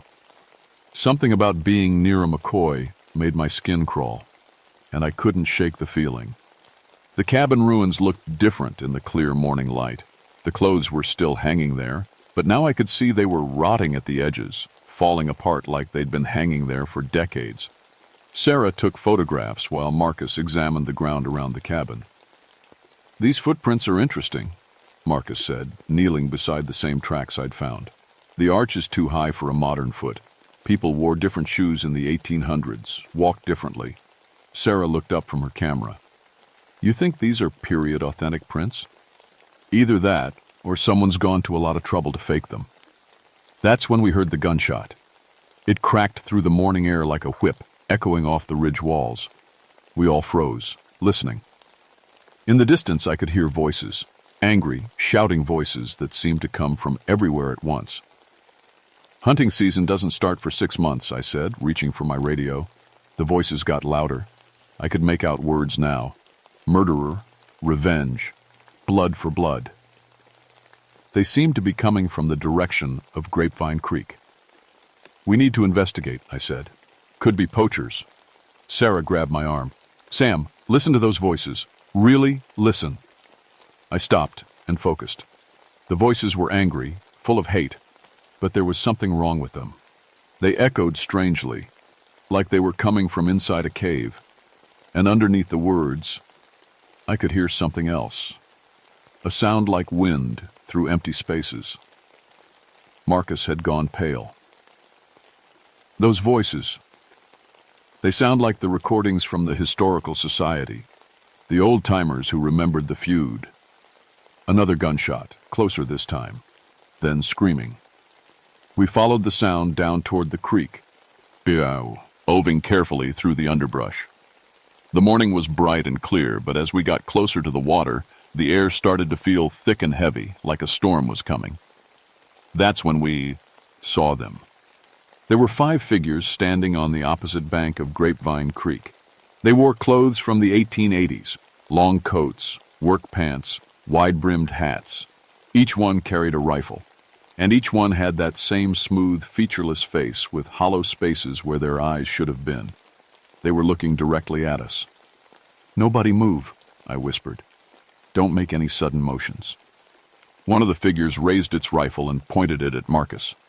I heard the hammer cock back with a sharp click. Marcus stumbled backward. "They know," he said, his voice shaking. "They know I'm a McCoy." The figure pulled the trigger. The gunshot was impossibly loud, like thunder right next to your ear. Marcus screamed and fell to the ground, clutching his shoulder. But when I looked, there was no blood. No wound. He was holding his shoulder like he'd been shot, but there was nothing there. It's not real, Sarah said. It's not physically real. But Marcus was writhing on the ground in obvious pain. Real or not, he was hurting. The figures started walking toward us, stepping right through the creek like the water wasn't there. Their movements were wrong, too fluid, like they were floating instead of walking. "Run," I said.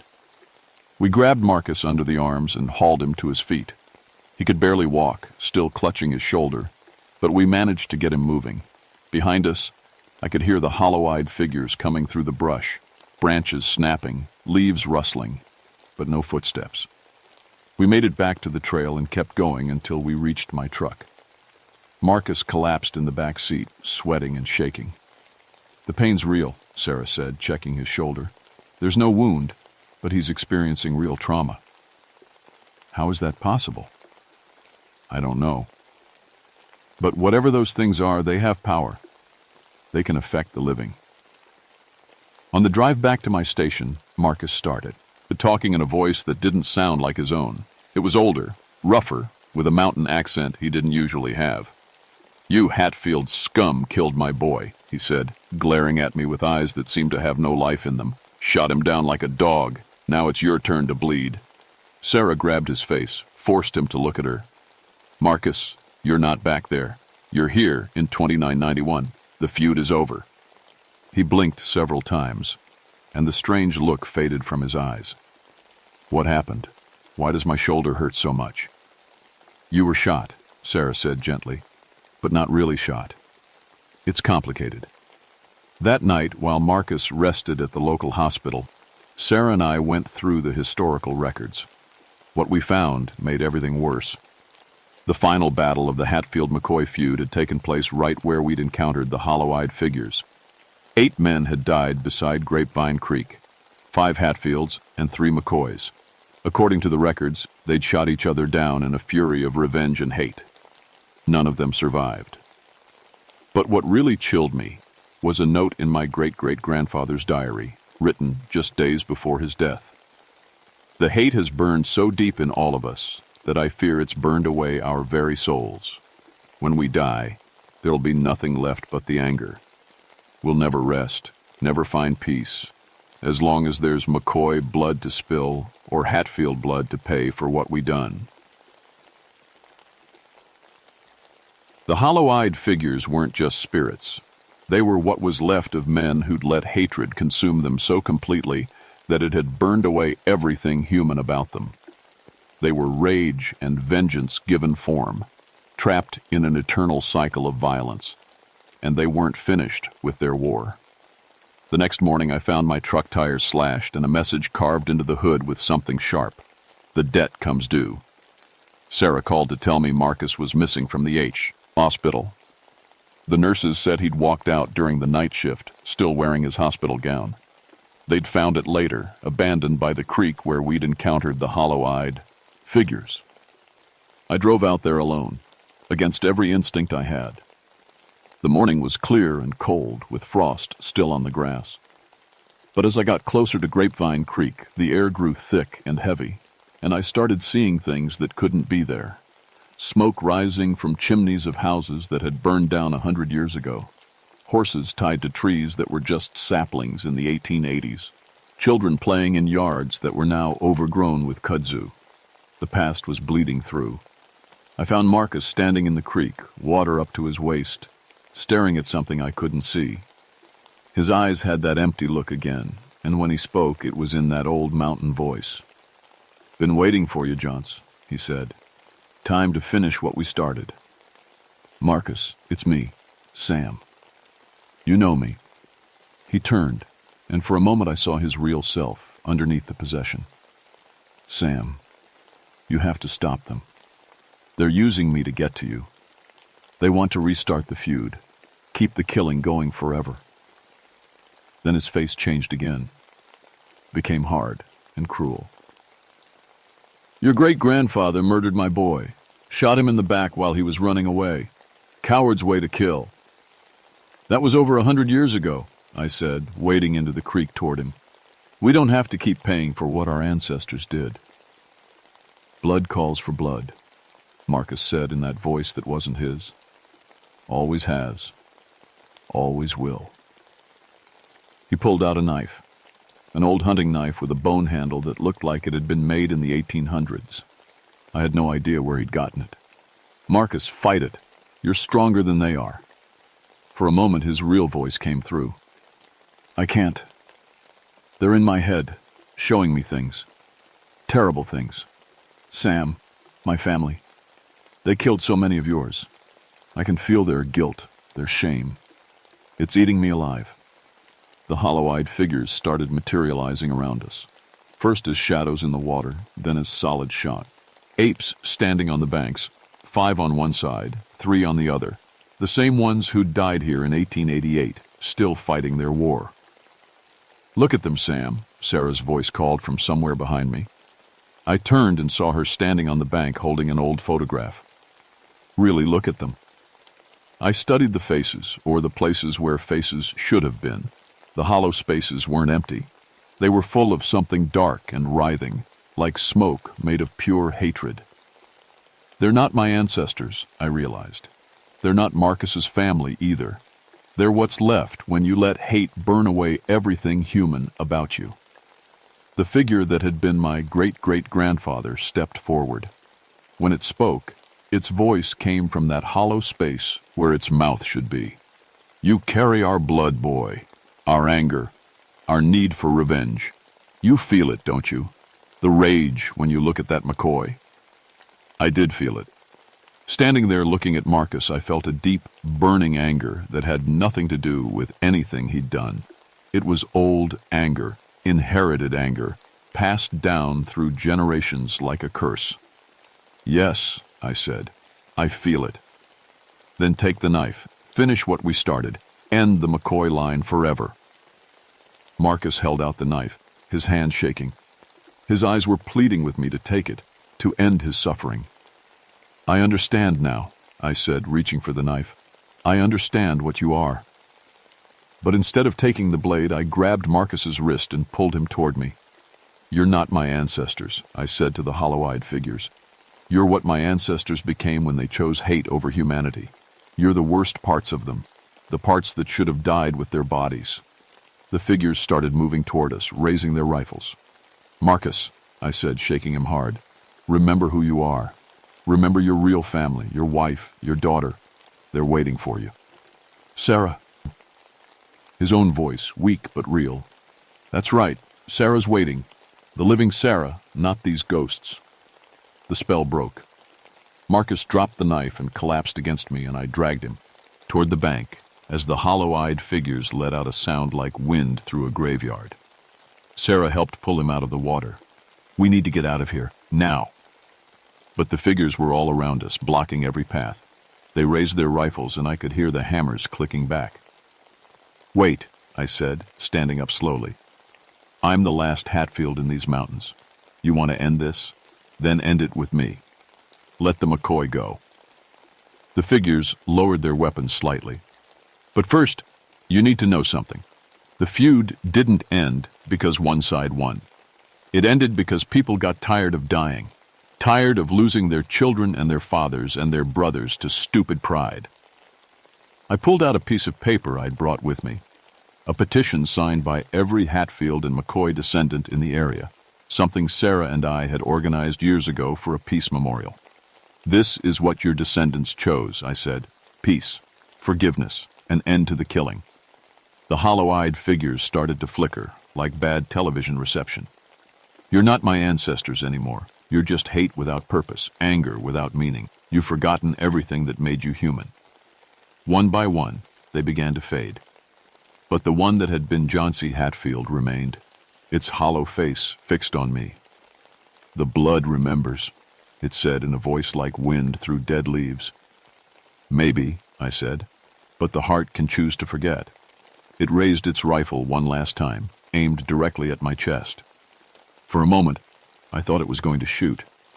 Then it slowly lowered the weapon and looked down at its hands. Tired, it said in a voice that sounded more human than it had before.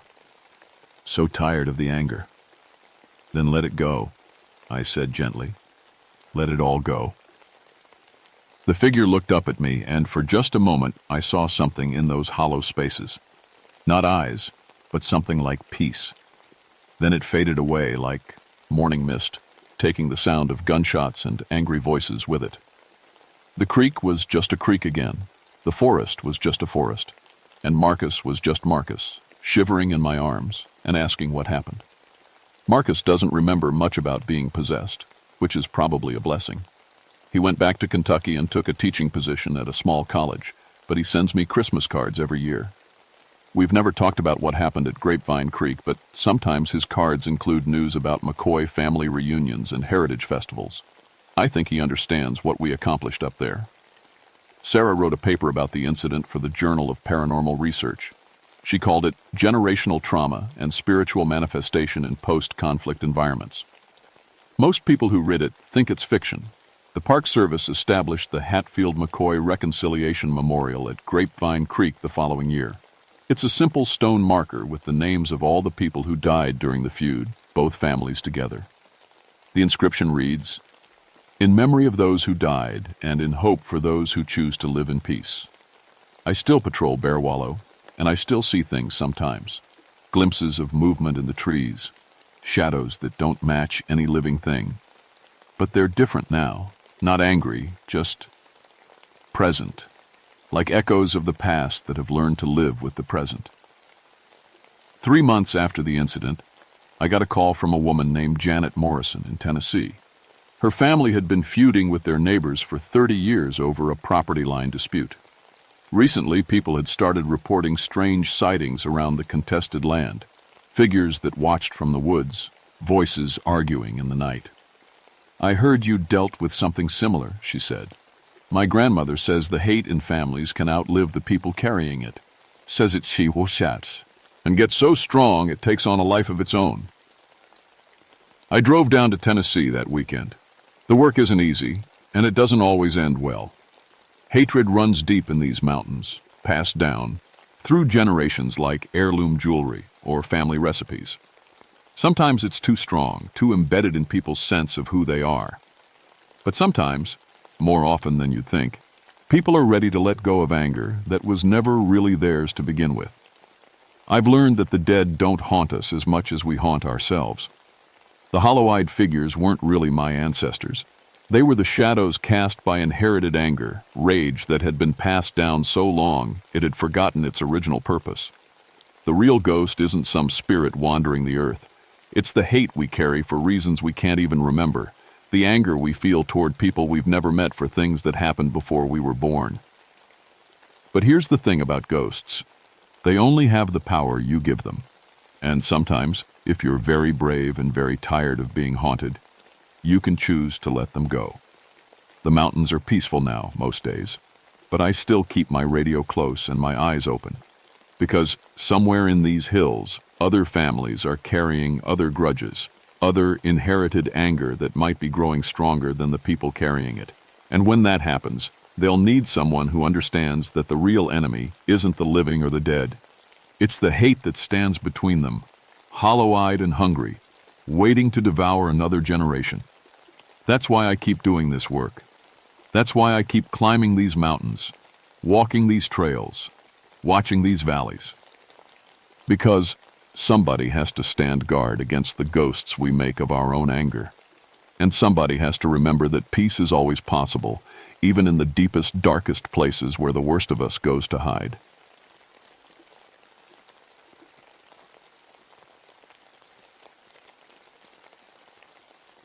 My name is Marcus Hendricks, but everyone calls me Mac. I've been a park ranger for 17 years now, and I thought I'd seen everything the Cherokee National Forest could throw at me. Bears, lost hikers, flash floods, even the occasional crazy person with a gun. But I was wrong. Dead wrong. It was October 1987 when it all started. The leaves had already fallen that year, making a thick carpet that crunched under your boots. The air was cold enough to see your breath, and fog hung low between the trees. I was working the Cohutta Wilderness area, way back in the deep woods where most folks never go. It's beautiful country, but it's also dangerous. You get turned around back there, and it might be days before anyone finds you. I grew up in these mountains, in a little town called Tellico Plains. My daddy worked at the paper mill until it closed down in the 70s. That's when I decided to become a ranger. I love these woods, and I'm good at my job. I've pulled people out of ravines, tracked down missing hunters, and once I even helped catch a guy who was growing marijuana back in a hidden valley. The thing is, I never believed in the old stories. The Cherokee folks have lots of tales about these mountains, about spirits and things that live in the dark places. My grandmother used to tell me about something called the Bone Man, who would steal children away if they wandered too far from home. I always figured it was just a story to keep kids from getting lost. But that October, 3 families came to my station, all crying and scared.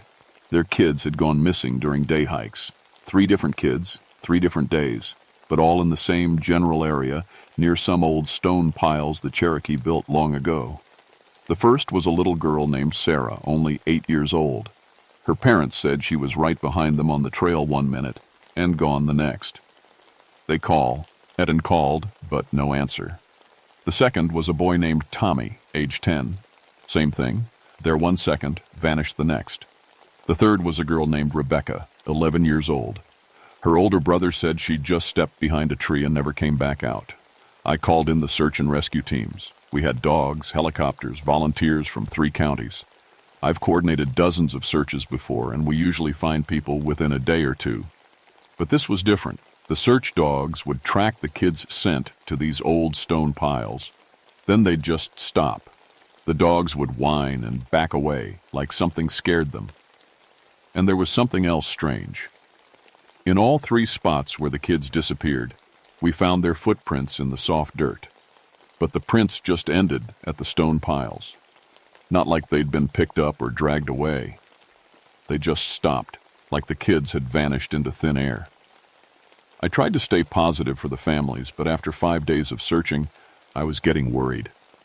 In 17 years, I'd never lost anyone permanently.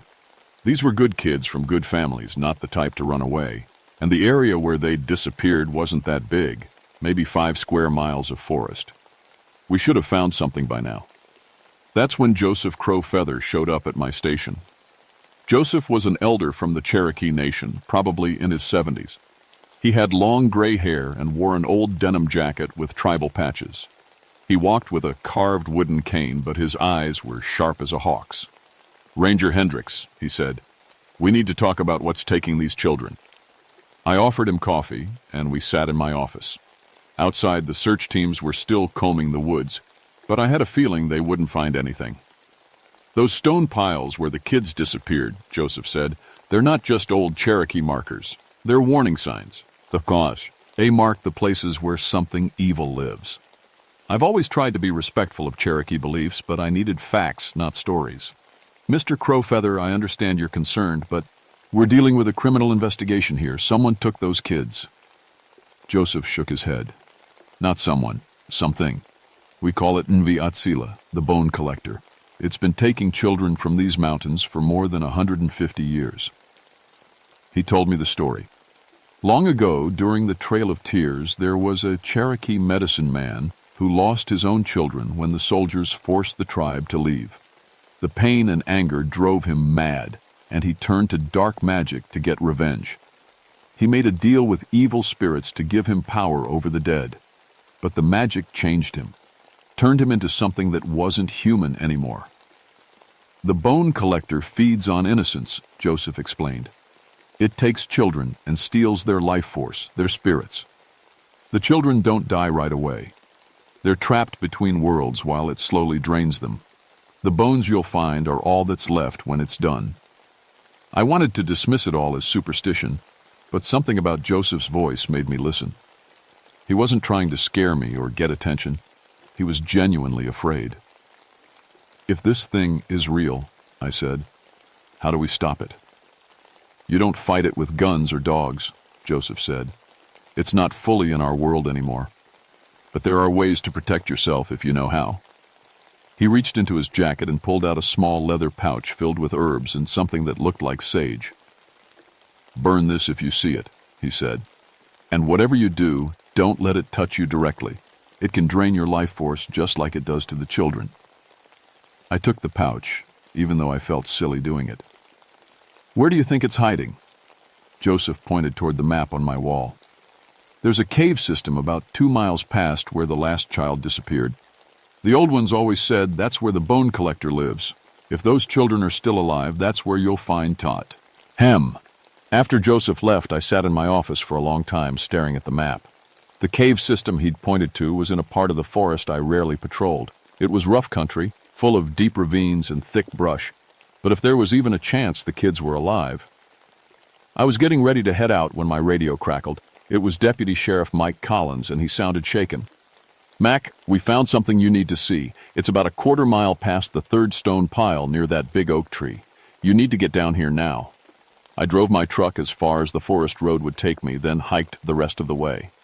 Mike was standing next to what looked like a small clearing in the trees. When I got closer, I saw what had upset him. There were bones scattered around the base of the oak tree. Small bones, arranged in careful patterns like someone had placed them there on purpose. Some of the bones looked old, yellowed with age, but others looked fresh. We found this backpack too, Mike said, holding up a small pink bag. It's got Rebecca Martinez's name on it. Rebecca was the 3rd child who'd disappeared. I knelt down and looked at the bone patterns more carefully. They formed perfect circles, with smaller bones pointing toward the center like arrows. It wasn't random. Someone or something had arranged them this way. That's when I heard it. Faint, like it was coming from underground, but definitely there. Children singing. It sounded like a lullaby, but in a language I didn't recognize. Cherokee, maybe. Mike heard it too. What the hell is that? The singing seemed to be coming from deeper in the woods, toward the cave system Joseph had mentioned. I grabbed my flashlight and radio, then looked at Mike. Call for backup, I said. And stay here. Don't follow that sound, no matter what. As I walked toward the caves, the temperature dropped 20 degrees. My breath came out in white puffs, and frost started forming on the trees around me. In October, in Tennessee. It wasn't natural. The singing got louder as I got closer to the caves. It was definitely children's voices. But there was something wrong with the melody. It made my skin crawl and my stomach feel sick. Every instinct I had was telling me to turn around and run, but those kids were counting on me. I found the cave entrance hidden behind a wall of thick bushes. The opening was just big enough for a person to squeeze through, and cold air was flowing out of it like a refrigerator. The children's singing was definitely coming from inside. I clicked on my flashlight and started to crawl through the entrance. That's when I noticed the scratches in the rock around the opening. They looked like claw marks, but they were too big to be from any animal I knew about. The singing stopped suddenly, and the woods went completely quiet. Even the insects and birds had gone silent. In the distance, I could hear Mike calling my name on the radio, but his voice sounded thin and far away. Something was watching me. I could feel its eyes on me, cold and hungry. But when I swept my flashlight beam around the cave entrance, I didn't see anything. That's when I heard the footsteps coming up behind me. I spun around, hand on my pistol, but it was just Mike. He looked pale and scared. I told you to stay put, I said. The singing stopped, he whispered. And then I heard you scream. I didn't scream. We looked at each other. If Mike had heard me scream, but I hadn't made a sound, then what had he heard? We're going in together, I decided. Stay close, and don't wander off. The cave tunnel was narrow at first, barely wide enough for both of us.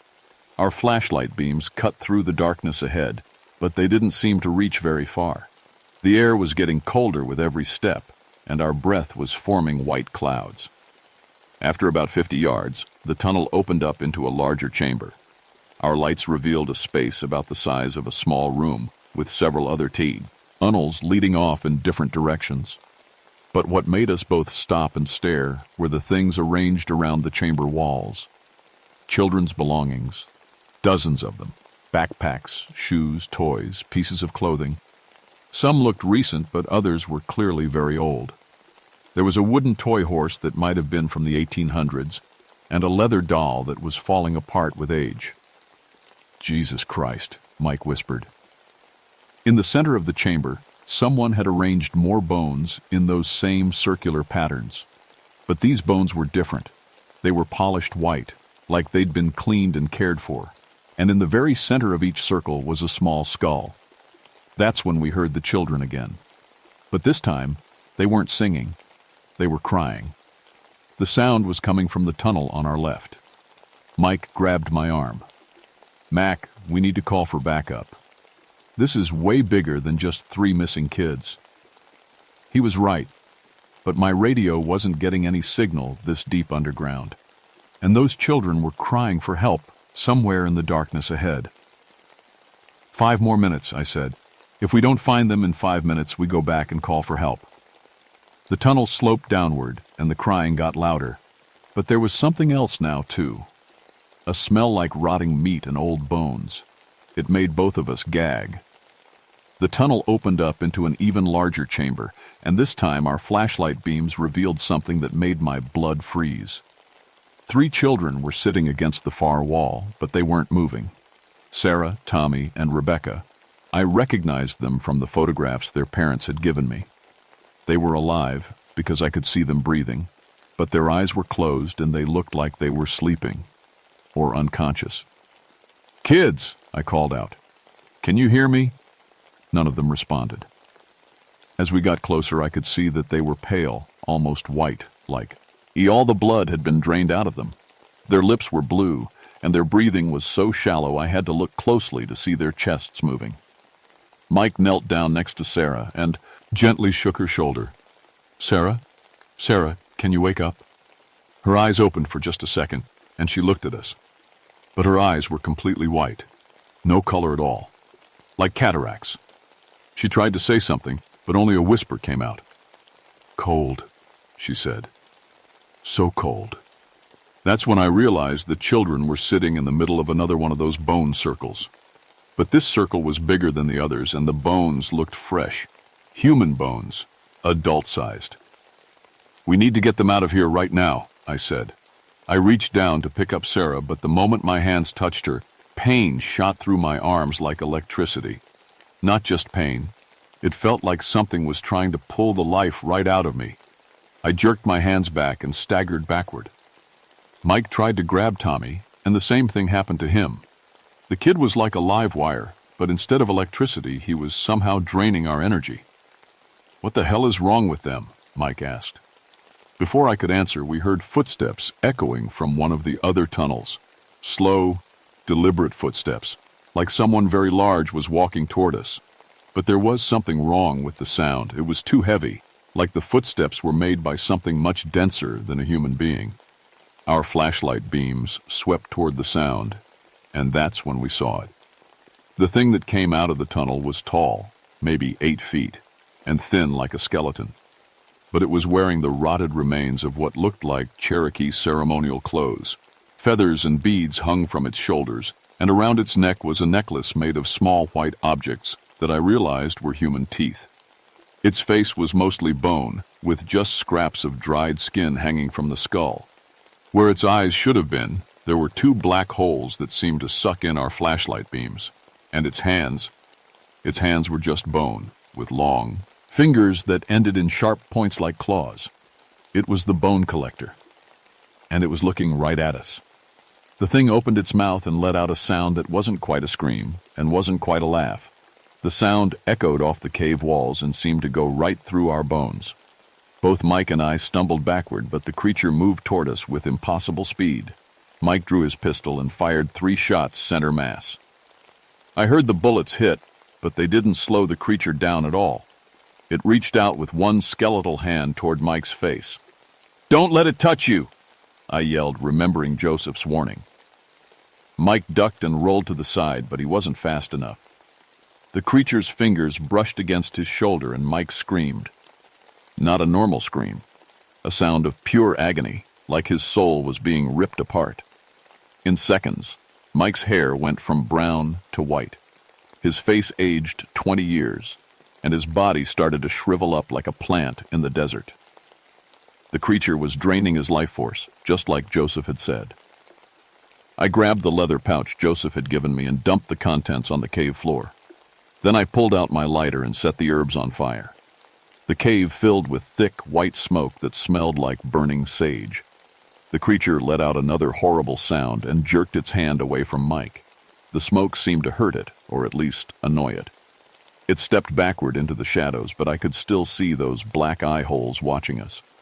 Mike collapsed to the floor, breathing hard. He looked like he'd aged 10 years in 10 seconds, but he was still alive. "Can you walk?" I asked. He nodded weakly. "What about the kids?"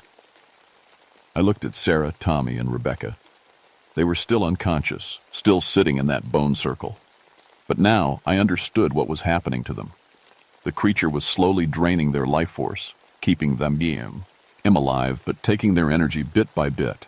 If we left them here much longer, they'd end up like the other skulls in those bone circles. The smoke from Joseph's herbs was starting to clear, and I could see the creature moving closer again. We had maybe 30 seconds before it reached us. "We can't carry them," I said. "That thing has done something to them. We touch them, it drains us too." "Then what do we do?" I looked around the chamber trying to think. That's when I noticed something. The bone circles weren't just random patterns. They were connected to each other by lines of smaller bones, like a giant map or diagram. And all the lines led to one central point, a pile of bones in the corner that was bigger than all the others. It's using the bones to channel its power, I realized. If we destroy the pattern, maybe we can break its hold on the kids. The creature was getting closer. I could feel the cold radiating off it, and the temperature in the cave was dropping fast. Our breath was coming out in thick white clouds now. "Start kicking apart those bone lines," I told Mike. "Break up the patterns." We started destroying the bone arrangements as fast as we could.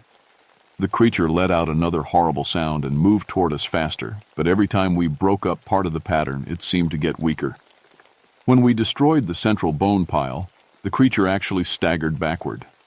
The 3 children stirred and opened their eyes, their normal-colored eyes. "Run!" I yelled to them. "Get out of the cave now!" Sarah, Tommy, and Rebecca were weak, but they could walk. They stumbled toward the tunnel we'd come from, with Mike helping them along. I stayed behind to face the creature alone. It was angry now, and it was coming straight for me. But Joseph's herbs were still smoldering on the cave floor, and the smoke was keeping it at bay. "You took the wrong children," I said to it. "These kids have families who love them, people who will fight for them." The creature paused, and for just a second I thought I saw something almost human in those black eye holes. Pain, maybe, or loneliness. Then it opened its mouth and spoke in a voice like wind through dead leaves. "They will come back," it whispered. "They always come back to the forest. And I will be waiting." The cave started to shake, and rocks began falling from the ceiling. The creature was bringing the whole place down around us. I ran. I made it out of the cave just as the entrance collapsed behind me. Mike and the 3 children were waiting in the forest, all of them pale and shaken but alive. The children couldn't remember much about what had happened to them, just that they'd heard singing and followed the sound. We got the kids to the hospital, where they spent a week recovering. The doctors said they were severely dehydrated and malnourished, like they hadn't eaten in days. But physically, they were going to be fine. Mike, on the other hand, never fully recovered. The aging process reversed itself somewhat, but he still looked older than his years. And sometimes, late at night, he would call me and say he could still hear the children singing in Cherokee. The official report said we'd found the children in the cave system and that it had collapsed due to natural geological instability. The bone remains were explained as an old Native American burial site that had been disturbed by illegal artifact hunters. Case closed. But I knew better, and so did Joseph Crow Feather. He came to see me a few days after we got the children out. We sat on my porch, drinking coffee, and watching the sun set over the mountains. "You did good," he said. "But you know it's not over. The cave collapsed. That thing is trapped down there." Joseph shook his head. "The bone collector isn't bound to one place. It's bound to these mountains, to the pain and anger that created it. As long as children come to these woods, it will find a way to reach them. He was right, Owen. Ere the next few months, I heard reports of other incidents. A Boy Scout troop camping near Tellico Lake reported one of their kids sleepwalking toward the forest, singing a Cherokee lullaby he'd never heard before. A family hiking the Appalachian Trail said their daughter had nightmares about a tall, thin man in feathers who wanted to take her home with him. And sometimes, late at night when I was patrolling the deep woods, I would hear it too. Children singing in the darkness, calling to anyone who would listen. I started working with Joseph and other Cherokee elders to identify the places where the bone collector was strongest. We put up new warning signs and tried to redirect hiking trails away from the most dangerous areas. But there was only so much we could do. The thing that haunted me most was what the creature had said in the cave. They always come back. Because it was true. Children are drawn to mystery and adventure. They explore, they wander. And these mountains are full of places where something dark and hungry is waiting for them. 6 months after the cave incident, my sister called to tell me that my nephew Jason was coming to visit for the summer. He was 12 years old, and he loved camping and hiking. "Can you take him into the woods?" she asked. "Show him around the forest? He's been looking forward to it for months." I looked out my window toward the tree line, where shadows were already gathering even though it was only late afternoon. Somewhere out there, the bone collector was waiting. It had lost 3 children, but it was patient. It had been patient for over 150 years. "Sure," I told my sister. "I'll take good care of him." But as I hung up the phone, I realized I was already making plans. Not for a fun camping trip with my nephew, but for a war. Because if that thing thought it was going to get another child from my family, it was in for a fight. I called Joseph Crow Feather and told him Jason was coming. "We'll need more than sage this time," I said. "I know," Joseph replied. "I've been preparing. That was 35 years ago, and I'm still here. Still a ranger, though I'm getting close to retirement now." Jason came that summer, and we had our confrontation with the bone collector. That's a story for another time, but I'll say this. My nephew lived, and he grew up to become a Cherokee Nation police officer. He protects these mountains now, too. Over the years, Mike and I developed a system. We monitor the areas where the creature is most active. We work with local schools to educate children about forest safety. And when we get reports of missing kids, we know where to look first. The bone collector is still out there. I've faced it 4 more times over the decades, and each time I've managed to save the children it was trying to take. But each time it gets a little stronger, and I get a little older. The thing about fighting something supernatural is that it changes you. I can see things now that normal people can't see. Spirits of Cherokee warriors who died defending their land. Animals that aren't quite animals. And sometimes, in the deepest parts of the forest, I can see the shadows of all the children who weren't as lucky as Sarah, Tommy, and Rebecca. The Park Service officially closed the Cohutta Wilderness area to overnight camping about 10 years ago. They cited geological instability and unexploded ordnance from old military training exercises. But really it was because too many people were reporting strange experiences, children sleepwalking, families hearing singing where no one should be singing, hikers finding bone patterns that hadn't been there the day before. I'm training my replacement now, a young woman named Amanda Torres who grew up in these mountains like I did. I've told her some of the stories, the ones I think she's ready to hear. She thinks I'm just a superstitious old man, but she listens respectfully. Last week I took her to Joseph, his grave. He passed 5 years ago at the age of 91. Before he died, he taught me most of what he knew about protecting people from the old spirits. Not everything, but enough. "You ever hear children singing Cherokee lullabies where no children should be?" I told Amanda. "You call me immediately, day or night. Don't try to handle it yourself." She nodded, but I could see the skepticism in her eyes. That's okay. I was skeptical once too. But here's what I want people to know. Cherokee National Forest is still one of the most beautiful places on Earth. Families should come here. Children should explore and learn and fall in love with nature. Just be smart about it. Stay on marked trails. Don't wander off alone. And if you hear singing in the woods where no one should be singing, don't follow the sound. Come visit our mountains. Bring your kids. But remember that some parts of the wilderness are older and stranger than we like to admit. The Cherokee people have been trying to warn us about these things for generations. We should listen. Sometimes, late at night when I'm sitting on my porch, I still hear the bone collector calling to children who might be listening. The sound drifts through the trees like wind, like an old song that won't end. But I'm still here, still watching, still fighting when I have to. And as long as there are children in these woods, I always will be. If you're ever hiking in Cherokee National Forest and you hear children singing where no children should be, remember this story. Don't follow the sound. Turn around. Walk away. And if you can, say a prayer for all the children who didn't make it home. Some things in the deep woods should stay buried, but they don't always stay that way.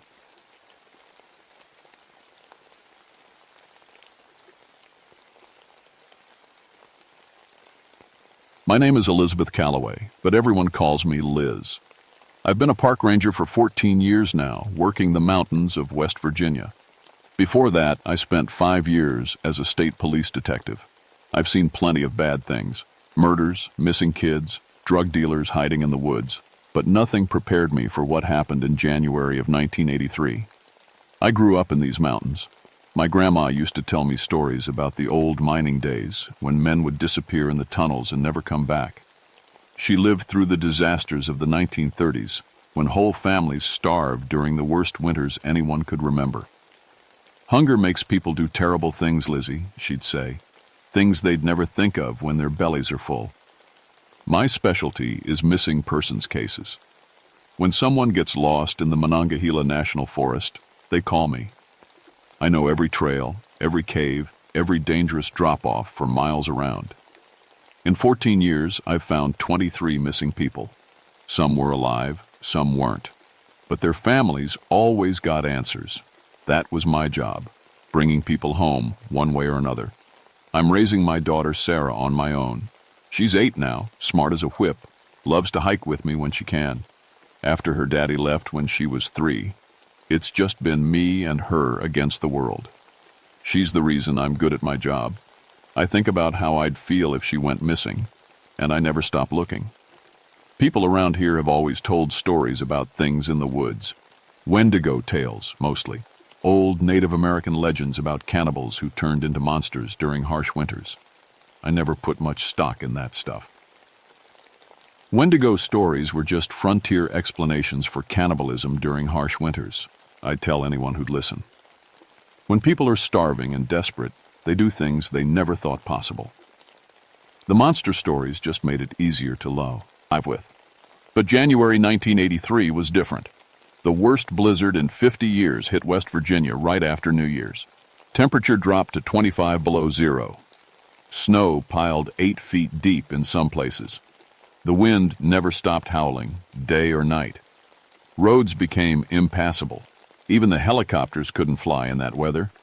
I was stationed up at Dolly Sods in the wilderness area around Roarbaugh Plains. It's high country, wind-scoured plateau with stunted spruce trees and frozen boglands. On a good day, you can see for miles.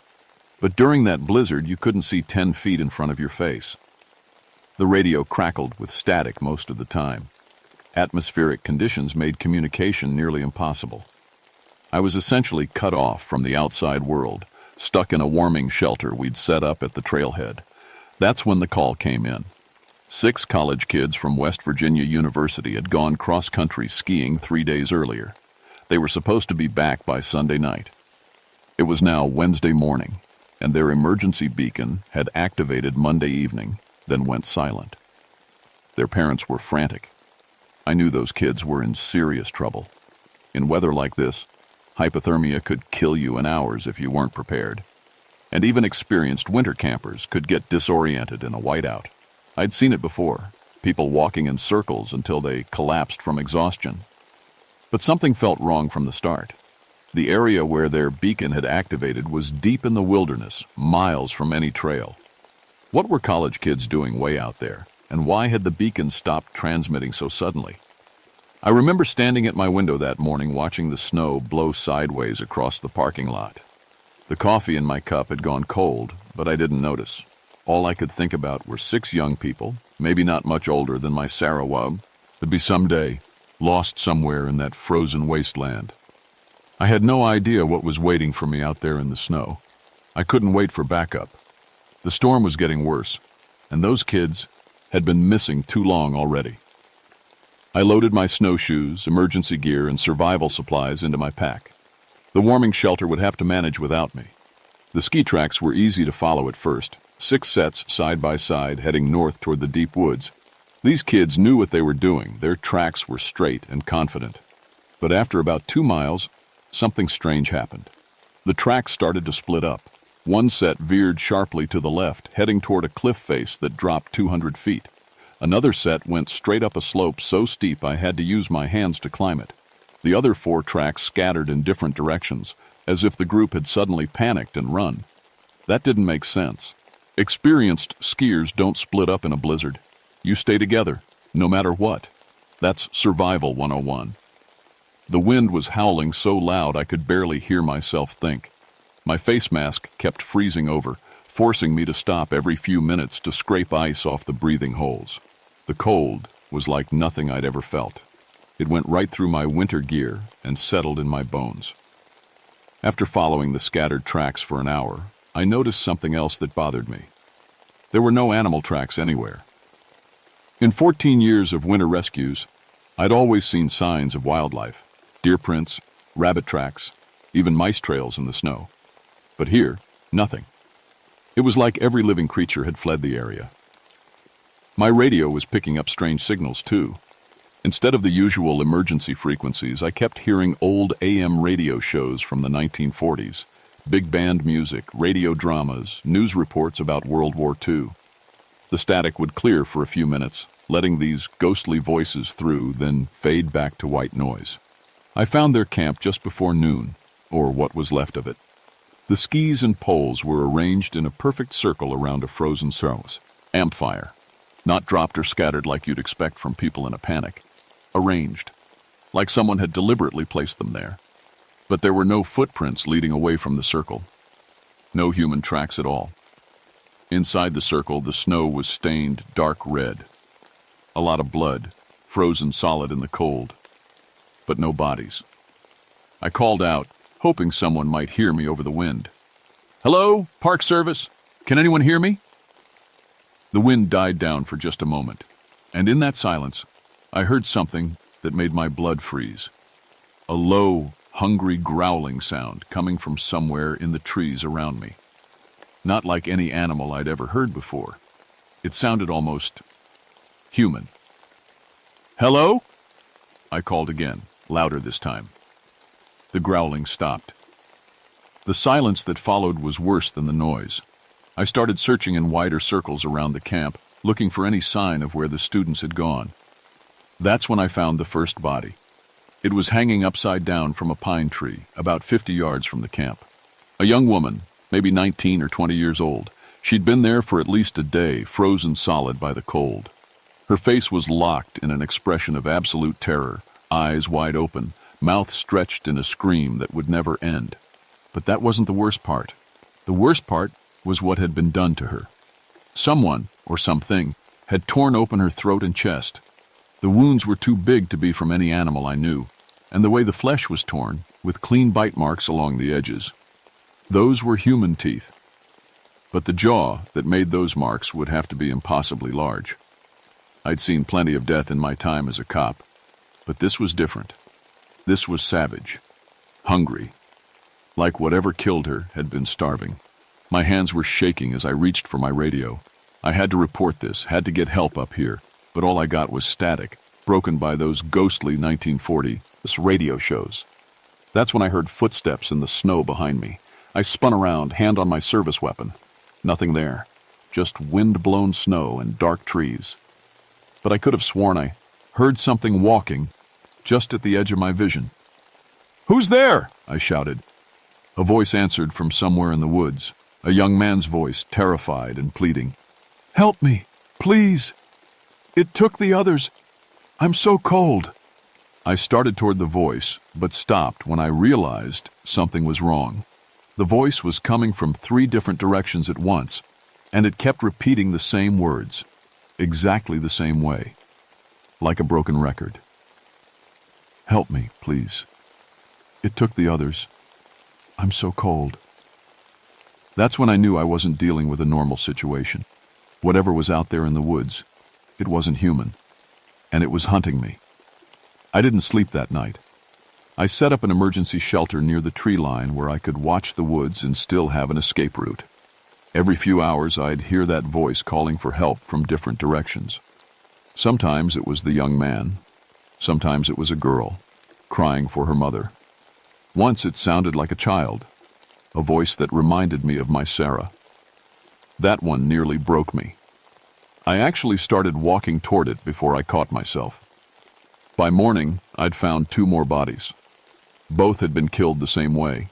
Throats torn open, chest cavity ripped apart, bite marks from human teeth. But these weren't random animal attacks. The bodies had been arranged, positioned almost like offerings, and the bone marrow had been sucked out of their arm and leg bones. Detective Ray Morrison arrived the next afternoon with Dr. Sarah Chen, an anthropologist from the State University. Ray and I had worked together back when I was on the force. He was a good cop, methodical, and smart. Dr. Chen specialized in Native American folklore and had requested to join the investigation after hearing about the unusual circumstances. "Jesus, Liz," Ray said when I showed him the bodies. "What the hell happened up here?" Dr. Chen examined the marks with a magnifying glass and measuring tape. Her face went pale as she worked.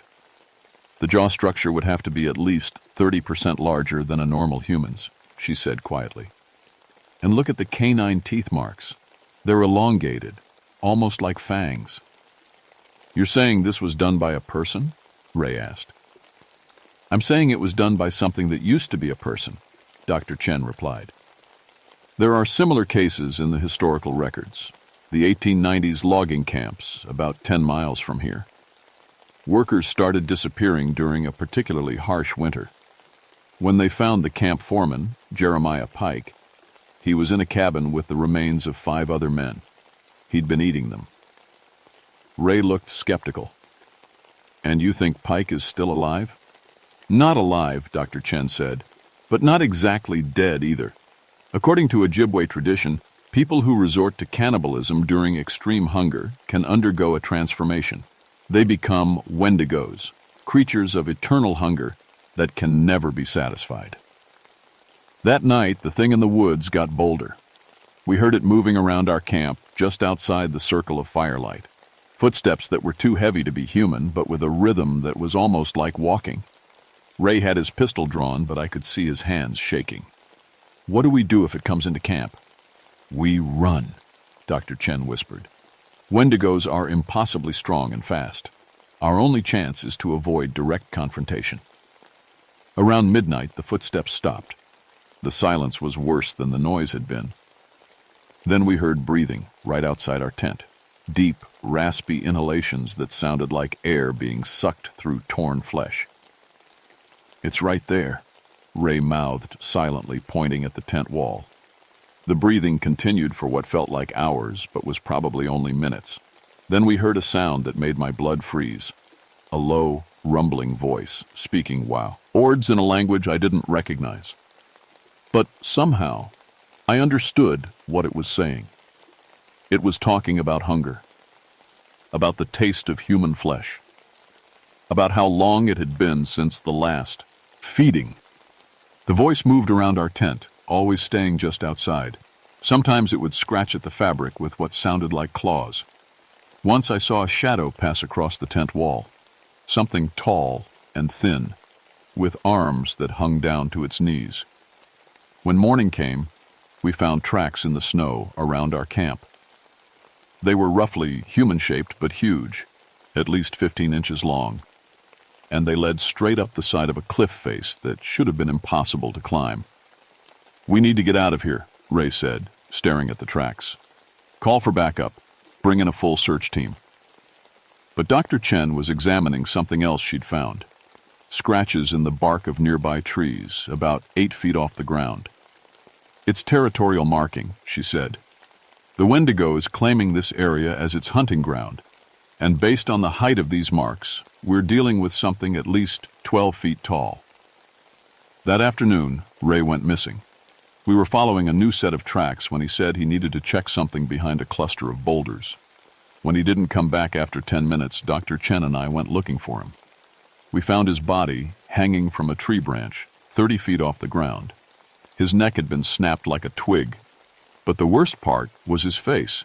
It was locked in an expression of absolute terror, and his eyes seemed to be staring directly at us. That's when we saw it for the first time. The Wendigo stepped out from behind a massive pine tree, and I finally understood why the Native Americans had created legends about these creatures. It had once been human, you could tell from the basic shape, but it was wrong in every way possible. 12 feet tall, emaciated to the point where every rib showed through gray, leathery skin. Its arms were too long, hanging down past its knees, ending in hands with fingers like knife blades. And its eyes glowed with a pale, hungry light that seemed to look right through you. But the face was the worst part. It still looked partially human, but stretched and distorted. The mouth was too wide, filled with yellowed fangs, and when it smiled at us, I could see pieces of Ray still stuck between its teeth. "Run," Dr. Chen whispered. We ran. The Wendigo didn't chase us right away. It let us run, crashing through the snow and trees like panicked animals. It was playing with us, the way a cat plays with a mouse before killing it. Dr. Chen and I made it back to our abandoned camp as the sun was setting. We were exhausted, hypothermic, and running low on supplies. But more importantly, we were trapped. The Wendigo had been hurting us, using our own fear to drive us exactly where it wanted us to go. "There's an old logging cabin about a mile north," Dr. Chen said, checking her map with a shaking flashlight. "If we can make it there, we might be able to defend ourselves." "Defend ourselves with what?" I asked. "You saw how big that thing is, how fast it moves." "Fire," she said. "Wendigos fear intense heat and light. It's one of the few things that can drive them back." We gathered what supplies we could carry and headed for the cabin. The Wendigo followed us, staying just out of sight but making sure we knew it was there. Branches would crack in the darkness behind us. We'd hear that terrible breathing, getting closer and closer. The cabin was in worse shape than we'd hoped. The roof had partially collapsed and snow had drifted inside. But the fireplace still worked, and there was a stack of old dry firewood that the previous occupants had left behind. While Dr. Chen started a fire, I barricaded the door and windows with whatever I could find. Not that it would stop the Wendigo if it really wanted to get in, but it might slow it down. "Tell me about Jeremiah Pike," I said as we huddled near the fire. "He was the foreman at a logging camp in 1892, Dr. Chen said. The winter was brutal.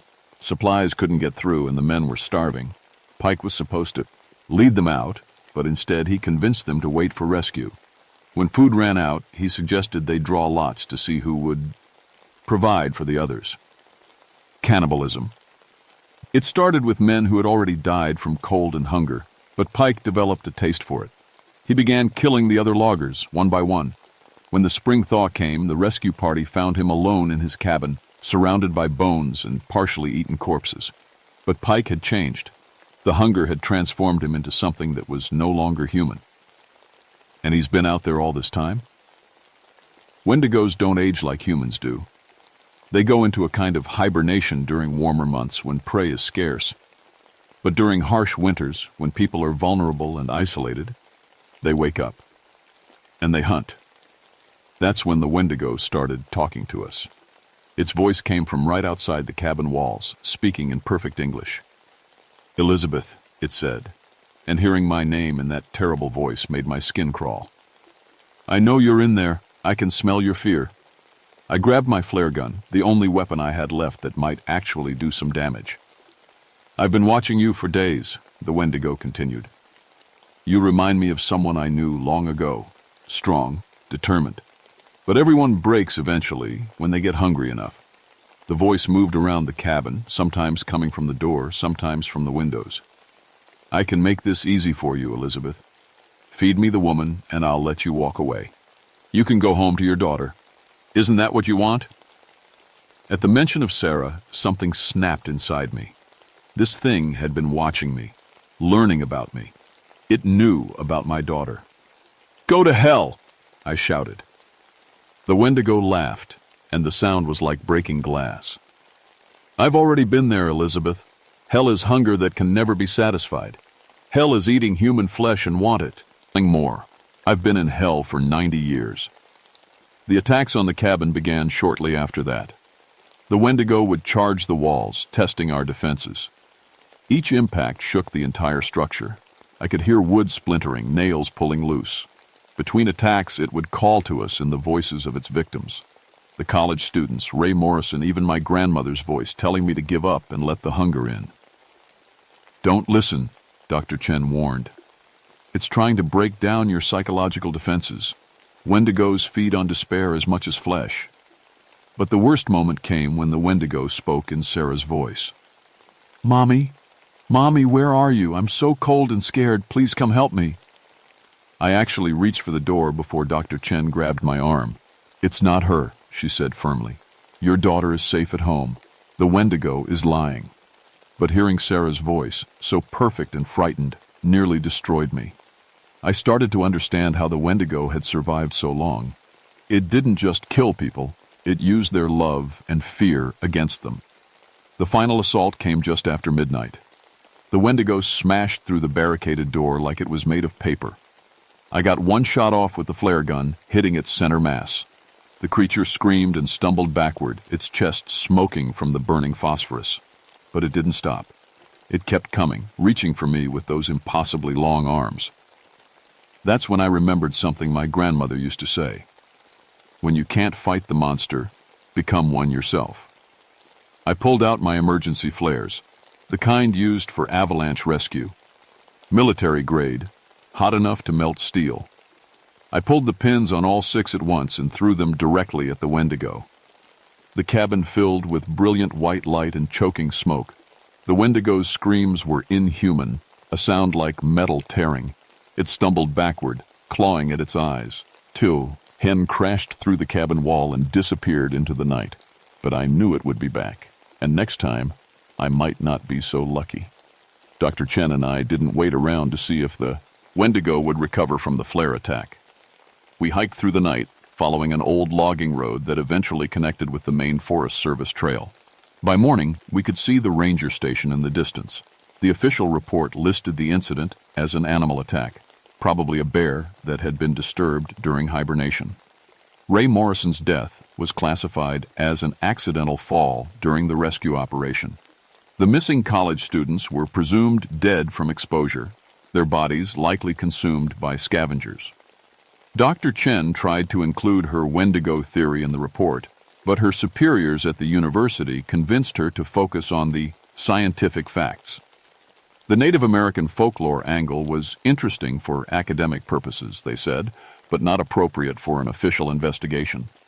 I knew better than to argue with the bureaucrats. Some truths are too dangerous to put in writing. The Forest Service established a permanent winter closure for the Dolly Sods Wilderness area. Officially, it was due to extreme avalanche danger caused by climate change. Unofficially, they didn't want any more people going missing during harsh winters. But I knew the Wendigo was still out there. Every winter, when the snow got deep and the temperatures dropped below zero, the missing persons reports would start coming in.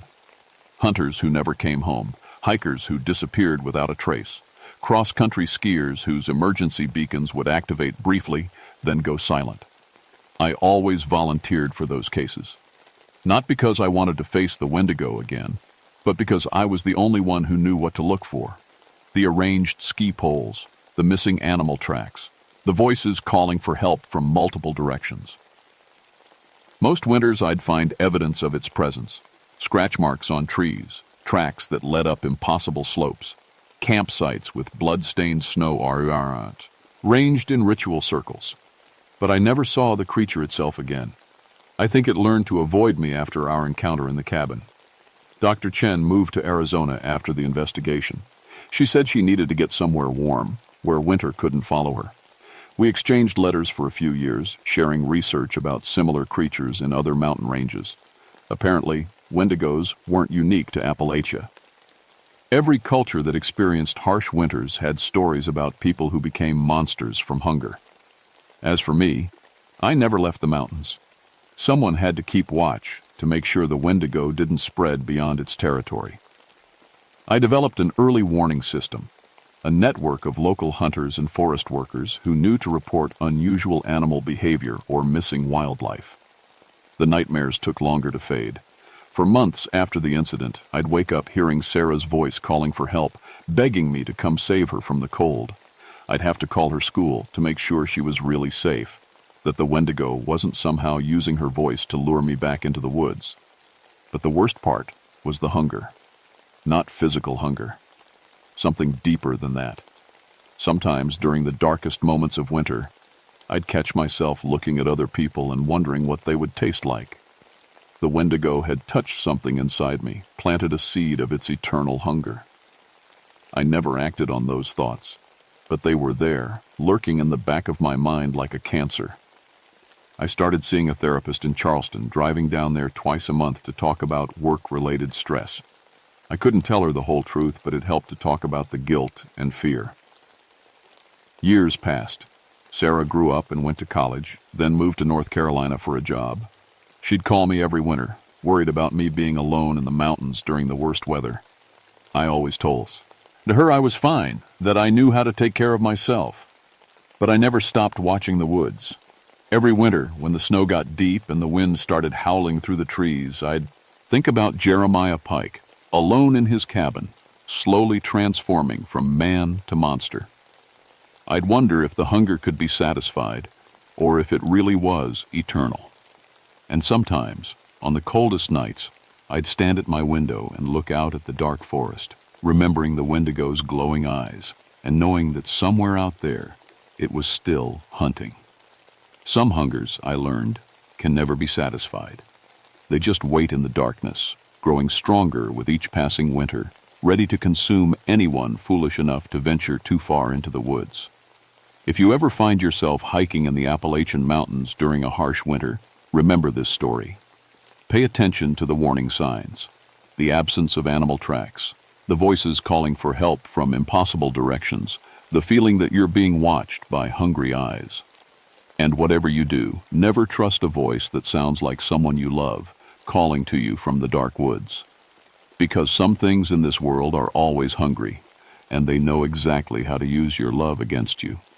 The Wendigo is still out there, waiting, watching, hunting, and winter always comes again.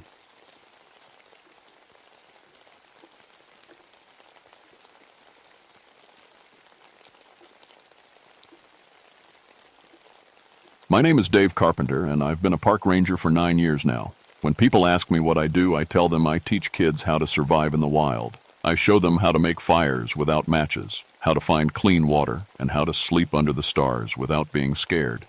I grew up in foster homes, moving from house to house until I was 18. The only place that ever felt like home was in the woods with my scout troop. That's where I learned that nature could be your friend if you knew how to listen to it.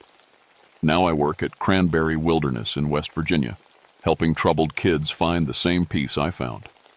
The wilderness is a special place. No roads, no cars, no cell phone towers. Just you, the trees, and whatever lives out there with you. I love it because it's real. When a kid who's been in trouble all his life can make a fire and cook his own food, something changes in his eyes. He realizes he's stronger than he thought. August 1995 was the driest summer I'd ever seen. The streams were barely trickling, and even the old beaver ponds were turning to mud. Animals were acting strange, coming out during the day when they should have been sleeping. Bears were wandering closer to our campsites, looking for water. I was getting ready for another group of kids from a youth program in Charleston. 12 boys, ages 14 to 17, all of them in trouble with the law. Their counselors thought a week in the wilderness might help them more than another month in juvenile detention. Just camp stories to keep kids from wandering off at night. I told my supervisor when she mentioned the old legends about something that crawled through these woods. Every wilderness area has its ghost stories. Bigfoot, strange lights, monsters in the lakes. I'd heard them all, and I'd never seen anything I couldn't explain. The Falls of Hills Creek area was my favorite spot for these programs. 3 waterfalls cascade down the mountainside, and even during the drought, there was still some water flowing. The sound of falling water helps kids sleep better their first night away from the city. I was checking the campsites when I found the first strange thing. Deep grooves in the mud near the middle waterfall, like something heavy had been dragged across the ground. But the marks were weird. They looked like finger marks, but way too long and spread too far apart, and there were no footprints anywhere nearby. Probably just a bear with long claws, I told myself, taking pictures with my camera. Bears will drag logs around when they're looking for bugs to eat. But something about those marks made my skin crawl. That evening, I set up my own camp about a quarter mile from where the kids would be sleeping. Close enough to help if they needed me, far enough away to let them feel independent. I'd done this same setup dozens of times, but as the sun went down, something felt wrong. The forest was too quiet. During summer nights, you should hear crickets, frogs, owls calling to each other. Instead, there was nothing. Even the wind seemed to have stopped moving through the trees. I lay in my sleeping bag, listening to the silence. In 9 years of wilderness work, I'd never heard anything like it. It was like the whole forest was holding its breath, waiting for something to happen. The first call came at 6 a.m. from Marcus, one of the youth counselors. "Dave, we need you down here. Something happened last night and the boys are pretty shaken up." I found the group huddled around their cold campfire, 12 teenagers who usually acted tough-looking, scared as little kids. Marcus pulled me aside while his partner Sarah tried to get them to eat breakfast. Around 2 a.m., Tommy started screaming, Marcus whispered. Said something was dragging him out of his tent. When we got to him, he was 20 feet from his sleeping bag, still unconscious. But get this, there were these drag marks in the dirt, like something had pulled him by his feet. I looked at Tommy, a skinny 15-year-old from Huntington. He was sitting by himself, staring at nothing. "Did anyone see what did it?" I asked. "That's the weird part," Sarah said. "We all heard movement around the camp, but when we turned on our flashlights, there was nothing there. Just Tommy lying in the dirt like he'd sleepwalked, except his eyes were wide open and he wouldn't respond to us for almost 10 minutes. I checked the drag marks. They were similar to what I'd found by the waterfall, but these were clearly made by something pulling a human body. The strange part was how the marks just stopped, like whatever did it had picked Tommy up and carried him the rest of the way. "Let me talk to him," I said. Tommy looked up when I sat beside him. His eyes were bloodshot and confused. "I wasn't sleepwalking," he said quietly. "Something grabbed my ankles and started pulling me. I couldn't move, couldn't scream. It felt like I was dreaming and awake at the same time." "What did you see?" "Long arms, really long, like they could stretch across the whole campsite. And it moved wrong, like it was crawling, but way too fast." He shuddered. It smelled like wet dirt and old leaves. I spent the morning looking for tracks, but the ground was too dry and hard to show much. Whatever had moved through the camp was smart enough to avoid the soft spots where it might leave clear prints. By noon, I was ready to chalk it up to sleepwalking and group hysteria until I found Tommy's water bottle. It was hanging 15 feet up in a tree, tied there with strips of bark. No human could have climbed that smooth trunk, and why would they? That afternoon, I called John Whitehorse, a Cherokee consultant who sometimes helped with our cultural programs. If there were old stories about this area, he would know them. "Kekla Kudla," he said when I described what happened. "My grandfather told me stories about the crawling shadow. It's old, older than our people coming to these mountains. It steals breath and dreams from sleeping people." "John, I need facts, not legends." "The facts are in the legends, Dave. It comes during droughts when the water is low. It's drawn to people with wounded spirits, especially the young ones. Your boys from the city, they're carrying a lot of pain, aren't they?" They were. Every kid in this program had been through trauma that would break most adults. Abuse, neglect, violence, drugs. That's why they were here instead of in jail. What does it want? To help, I think. But it doesn't understand that taking someone's nightmares can kill them. That night, I set up motion sensors around the campsite and stayed awake with my camera ready. The counselors took turns on watch, and we made sure no one slept alone. Around 1 a.m., the motion sensors started going off one by one in a pattern that circled the camp, but our flashlights showed nothing moving. It was like something invisible was testing our defenses. Then all the sensors went silent at the same time. I was checking the perimeter when I heard Sarah scream. I ran back to find her standing over Devon's empty sleeping bag. Another boy, unconscious, dragged 30 feet from where he'd been sleeping. This time there were witnesses. "It was huge," said Marcus, his voice shaking. "Maybe 8 feet long, but moving on all fours like an animal. Its arms were longer than its whole body, and it moved like water, just flowing across the ground." When Devon woke up, he couldn't remember anything after falling asleep. But he kept saying the same thing Tommy had. I couldn't move, but I wasn't really asleep.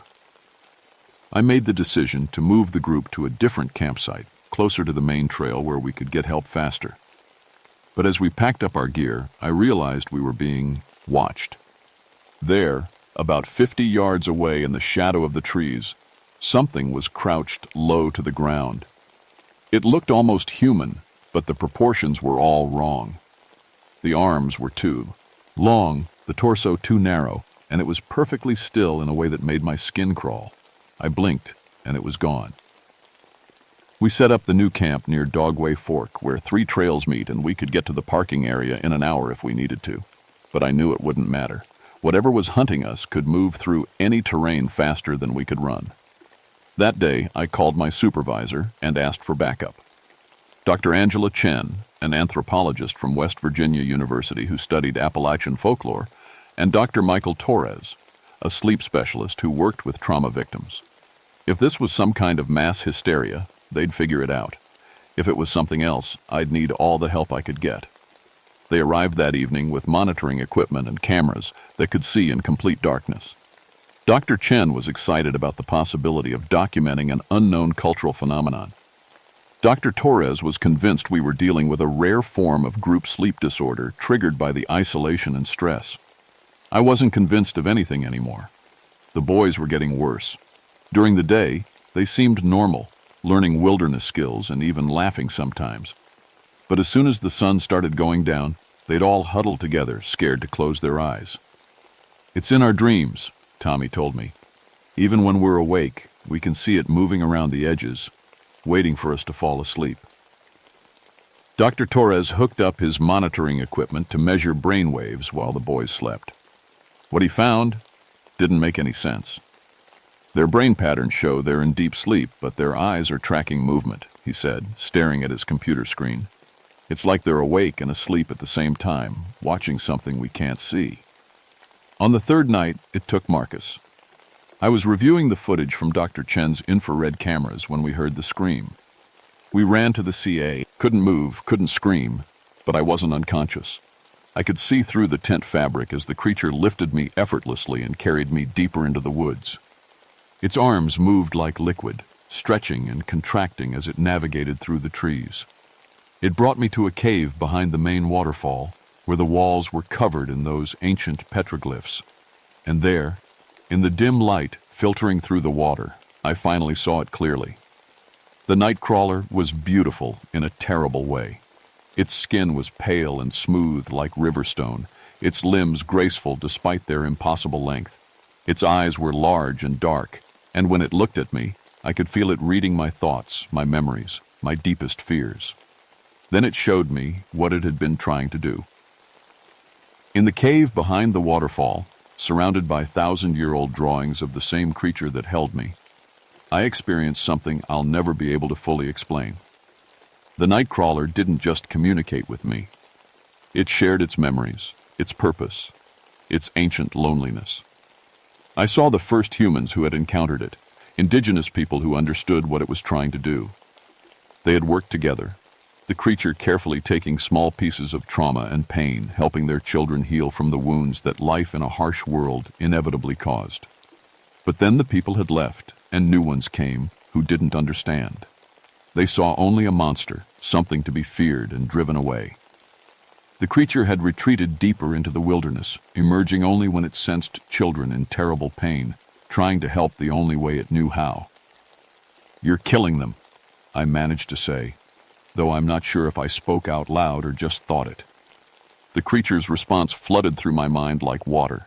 It showed me Marcus, Tommy, Devon, all the boys it had touched. Their nightmares were indeed fading, their trauma healing.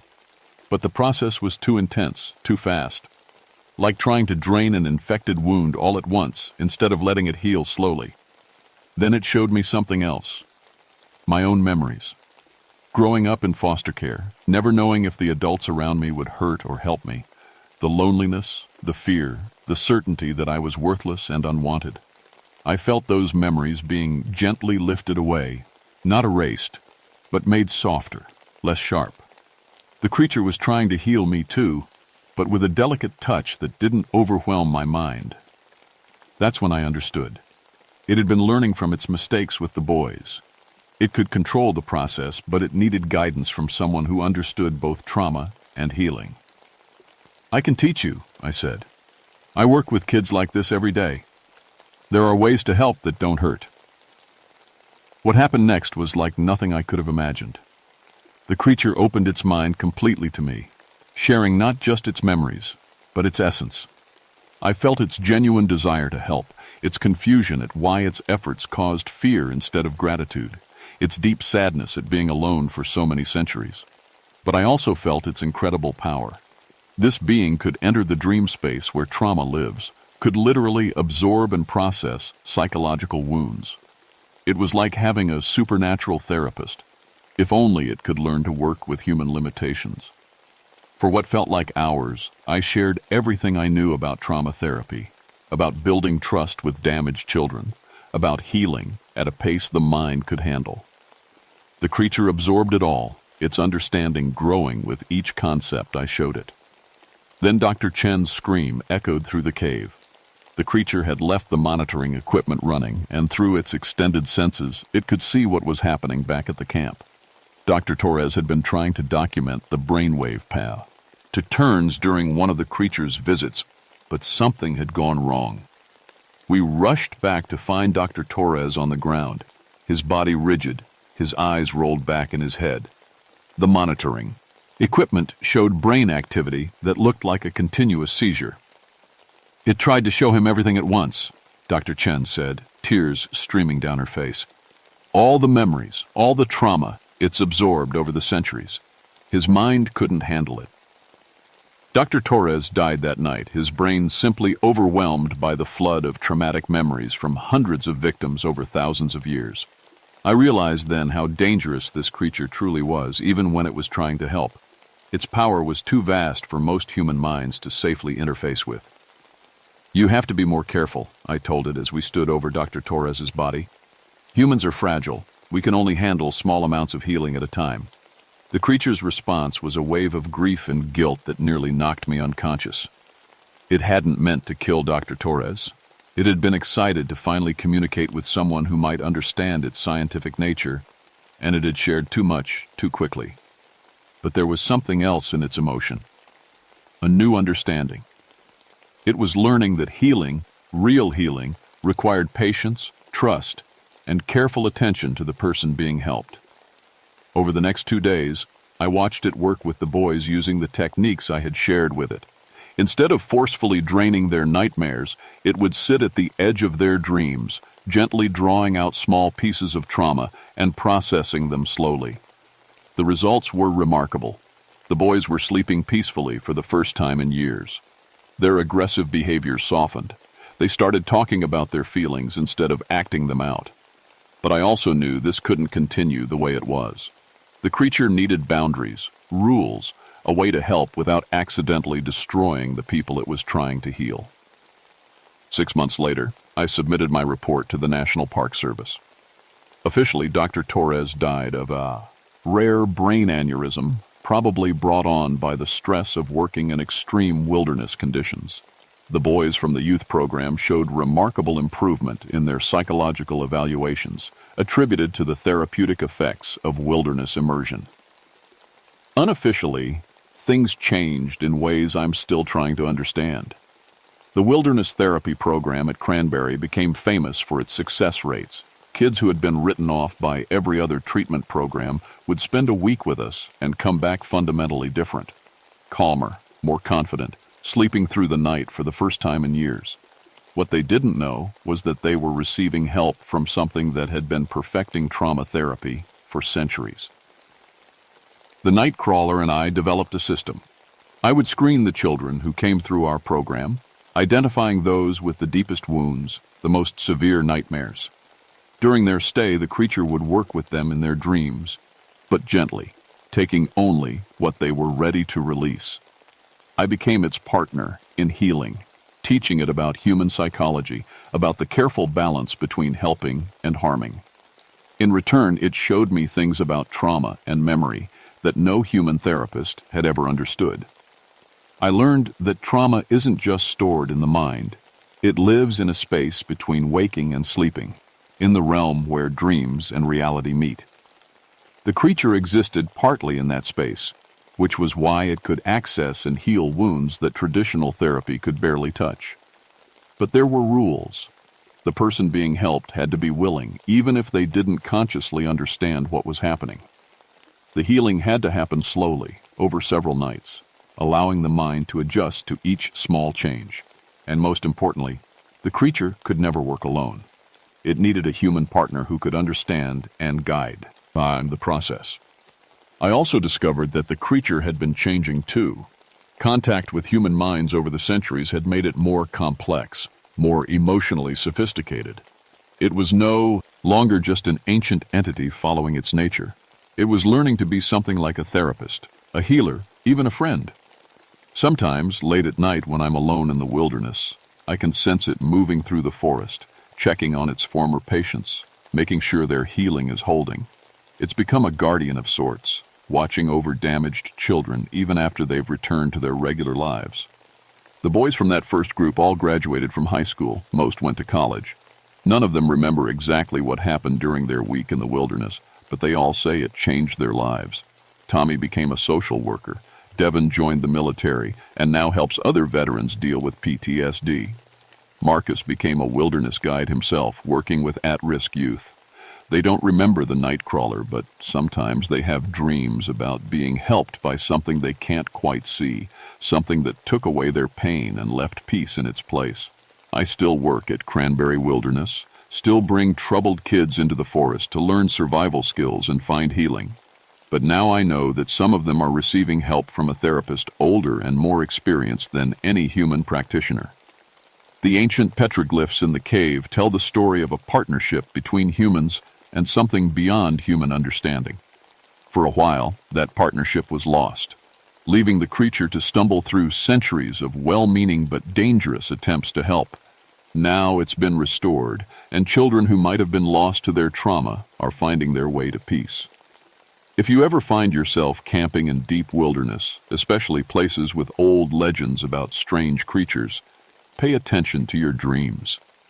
If you wake up feeling strangely rested, like invisible weight has been lifted from your shoulders, you might have been visited by something trying to help. Just remember, healing is a partnership. Even supernatural therapists work better when they have a human colleague to guide them. And if you're ever planning a wilderness therapy program, maybe give me a call. I've learned a few things about helping damaged kids find peace in the forest. Some of those things aren't in any textbook, but they work better than anything modern psychology has figured out. The nightcrawler is still out there, still helping, still learning, and I'm still teaching it how to heal without harm, how to touch broken minds with the gentleness they need to become whole again. It's the strangest therapeutic partnership in history, but it might also be the most effective.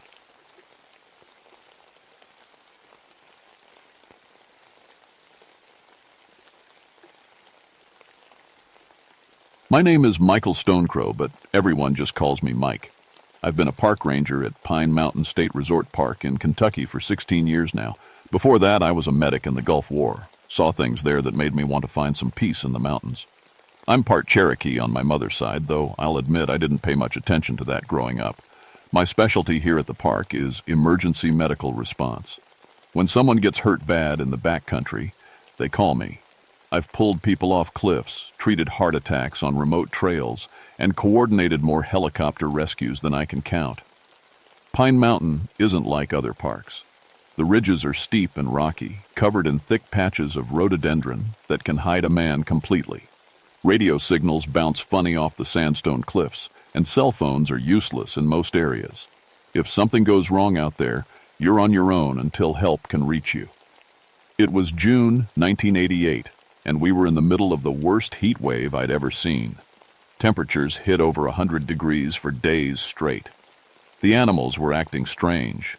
Deer coming down to the roads at midday, birds flying in confused circles. Even the park's search and rescue dogs seemed nervous and wouldn't track properly in certain areas. The first weird report came from a family hiking near Chained Rock. They said they'd met another family on the trail, a father, mother, and 2 kids, who gave them directions to a scenic overlook. Problem was, when they got back to the visitor center, they saw the exact same family checking in. Same clothes, same faces, everything. When they asked about the trail directions, the family looked confused and said they'd never been on that trail before. I figured it was the heat playing tricks on people's minds. Heat exhaustion can make you see all sorts of things that aren't there. But then, more report started coming in. Hikers were running into people they knew, friends, family members, even other park visitors, in impossible places. People who should have been miles away, or hadn't even arrived at the park yet. The Cherokee elder who lived just outside the park, old Joseph Crowfeather, came to see me about the 3rd day of reports. Joseph was in his 80s and had lived in these mountains his whole life. His weathered hands shook as he spoke. "Mike," he said, using my first name like he always did, "your people are reporting at Sila Saku, the ones who wear stolen faces." I respected Joseph, but I'd always been practical about that old folklore stuff. "Joseph, you know skinwalkers are Navajo legends. Cherokee don't have shapeshifters." His dark eyes got serious. "Cherokee have something worse. We have people who lost their way so completely, they forgot who they were supposed to be." I should have listened to him. The next morning, I was doing my regular patrol when my radio crackled with Ranger Susan Martinez's voice. Susan was my patrol partner, a tough woman in her 40s who'd transferred from Yellowstone 2 years back. "Mike, I need you to meet me at the Laurel Cove Trail. Got a situation here." When I found her, Susan was standing next to a pile of clothes folded neatly on a flat rock. Hiking boots, jeans, a University of Kentucky t-shirt, and a wallet. "Belongs to David Chen," she said, showing me the driver's license. "Family reported him missing this morning. But here's the thing. I just saw David Chen not 20 minutes ago, hiking with his wife back toward the main lodge. He was wearing these exact clothes." I picked up the shirt. It was still warm, like someone had just taken it off. "You sure it was him?" "Positive. I talked to him about trail conditions. Same voice, same face. Even had that little scar on his chin from when he fell off his beat." "Ike is a kid. How do you know about his scar?" Susan looked uncomfortable. "He told me about it yesterday when they checked in. But Mike, if he was just here talking to me, why are his clothes sitting here like he vanished right out of them?" We searched the area but found nothing. No tracks leading away from the rock, no signs of struggle. Just the clothes, warm as if they'd been worn seconds before. That afternoon, David Chen's wife came to the ranger station, hysterical. She said she'd been hiking with her husband when he'd stopped to tie his shoe. She'd kept walking, expecting him to catch up. When she turned around 5 minutes later, he was gone. No trace, no sound, nothing. "But I saw you both this morning," Susan said. "You were both heading back to the lodge together." Mrs. Chen stared at her. "That's impossible. David disappeared yesterday afternoon. I've been looking for him all night." The hair on my arm stood up. I'd been a medic long enough to know when someone was telling the truth, and Mrs. Chen wasn't lying. Neither was Susan. That evening, I was filling out the missing person report when I heard familiar laughter outside the ranger station.